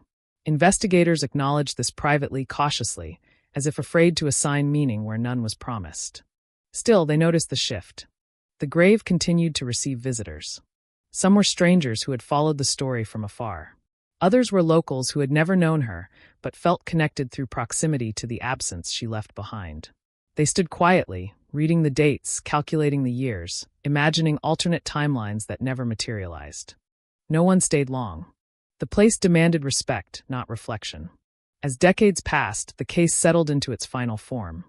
Not as a mystery, not as a scandal, but as a lesson etched into communal instinct. It no longer needed retelling to function. It lived in reflexes, in policy changes, in the uncomfortable awareness that some answers come only when they no longer change anything. And yet the echo remained. Late at night, when the town was quiet and radios crackled with distant signals, people still thought about that first missing morning. The ordinary start. The unremarkable hours that followed. The moment when something could have shifted, but didn't. That moment became sacred in its own way. A reminder that history often hinges not on dramatic acts, but on pauses, on the seconds when someone considers speaking and decides against it. The Texas 1999 cold case was solved, the headlines declared. But beneath that declaration, beneath the certainty and closure, the deeper truth continued to hum, low and persistent. Silence does not end when it is broken. It teaches. And once learned, it never fully lets go. The 10th year after the confession arrived without ceremony, slipping into the calendar the way the crime itself once slipped into memory, quietly, almost politely, as if unwilling to disturb the present. There were no official remembrances, no renewed headlines. The story had aged past the point of spectacle. What remained was residue, thin but stubborn, clinging to places and people who had learned to live with it. By then, the case no longer felt like an event. It felt like weather. Something that shaped decisions without being consciously acknowledged. Something that influenced movement, posture, attention. Detectives who had never worked the original file still felt its pressure when approaching new investigations. They paused longer at doors. They listened harder to ordinary answers. They treated calm explanations with a suspicion that bordered on instinct. Because they knew how easily calm could lie. The confession had rewritten assumptions, not just about guilt, but about time.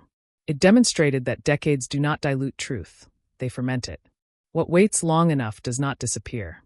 It changes flavor. It becomes heavier, more corrosive, more difficult to swallow when finally released. Psychologists began referencing the case when discussing moral latency. The idea that wrongdoing does not always demand immediate expression, that guilt can remain dormant, functional, even useful, until circumstances shift. The human mind, they explained, is capable of extraordinary compartmentalization. A person can carry a truth for decades and still laugh, work, raise families, attend holidays. The danger is not that guilt disappears. The danger is that it adapts. The town understood this in a way theory never could.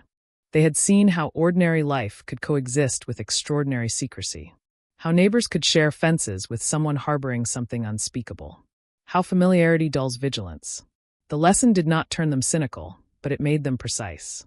Trust became conditional. Not absent, but earned repeatedly, reaffirmed through attention rather than assumption. People learned to notice inconsistencies they once ignored. To sit with discomfort instead of dismissing it as impolite. The culture shifted in increments too small to headline, but large enough to matter. Silence became suspicious. The victim's absence had once been an anomaly. Now it was a benchmark. When someone failed to show up, the response was immediate, procedural, almost automatic. No one apologized for overreacting anymore. The cost of embarrassment had been recalibrated against the cost of waiting. This recalibration extended beyond law enforcement. Parents asked more questions. Employers followed up sooner. Friends checked in more persistently. The community learned that intervention did not require certainty, only concern. The past had taught them that certainty often arrives too late. The men at the center of the case were nearly forgotten by then. Their faces existed mostly in archival images, grainy and distant, artifacts from a time when resolution still felt impossible. They were not mythologized. They were not redeemed. They simply faded, overtaken by the far more uncomfortable truth that the crime had not been an aberration. It had been enabled. Enabled by patience. Enabled by politeness. Enabled by the hope that things would resolve themselves. This was the aspect of the case that unsettled people most. It suggested that evil did not always force its way into communities. Sometimes it waited for an invitation in the form of neglect. The confession had removed the mystery, but it had not removed responsibility. Responsibility had simply spread outward, diffusing across years, across choices, across moments when someone could have asked one more question and didn't. That diffusion made accountability harder to name. It was easier to condemn one person than to confront a pattern. Easier to point to a single moment of violence than to examine the long quiet that followed. The town struggled with this, privately, unevenly, unsure how much blame could exist without a clear target. They arrived at an uneasy conclusion. Blame was less useful than vigilance. The case became embedded in institutional memory. New officers learned about it during orientation, not as a failure, but as a cautionary tale. The emphasis was not on what had been missed, but on why it had been missed. The human tendencies that override training. The comfort of routine. The seductive logic of waiting. Waiting had been the real accomplice. Years earlier, waiting had felt reasonable, responsible, even compassionate. No one wanted to believe the worst. No one wanted to disrupt lives unnecessarily. The confession had revealed how that restraint had functioned not as kindness, but as cover. The distinction mattered. In classrooms, instructors paused at that point, letting the silence stretch just long enough to feel uncomfortable. They knew the lesson would land only if it unsettled. Outside the classroom, the town continued living. Children grew up unaware of the specifics, but sensitive to the tone their elders used when discussing absence. Teenagers absorbed the unspoken rule that disappearing, even briefly, was not something people shrugged off anymore. The culture taught them to be seen, to check in, to leave trails of confirmation behind them. Not out of paranoia. Out of memory. The grave marker weathered. Its edges softened. The engraving faded slightly, touched by sun and rain and time. Caretakers maintained it quietly, understanding that preservation was not about aesthetics but acknowledgement. The name deserved to remain legible. Visitors still came, though fewer now. Some were drawn by documentaries they had watched late at night. Others by a personal resonance they couldn't quite explain. They stood, they read, they left. The grave did not demand interpretation. It demanded respect. The story had entered its final phase. Not closure, but integration. It no longer disrupted the present. It informed it. It operated beneath awareness, influencing how people assessed risk, how they responded to uncertainty, how quickly they moved when something felt wrong. This was the paradox of the case. It had ended decades too late for justice to feel complete, yet early enough to prevent repetition elsewhere. Its influence extended beyond its borders, shaping protocols, sharpening instincts, saving time where time mattered most. And still, something remained unresolved. Not legally, not procedurally, emotionally. There was no moment when the town collectively exhaled and moved on. The release never came. Instead, they learned to breathe differently, shorter breaths, more frequent checks, less trust in the absence of noise. The quiet that followed the confession was not relief. It was awareness. Awareness that truth does not always arrive with clarity. That answers can complicate more than they resolve. That some silences are not empty, but full. Full of choices deferred, of words swallowed, of moments lost to hesitation. Late nights still invited reflection. In kitchens lit by single bulbs, in patrol cars idling at intersections, in bedrooms where sleep arrived slowly, people returned to that first day. The unremarkable morning. The normal schedule. The assumption that tomorrow would correct whatever today had disrupted. Tomorrow had not come. That realization never lost its edge.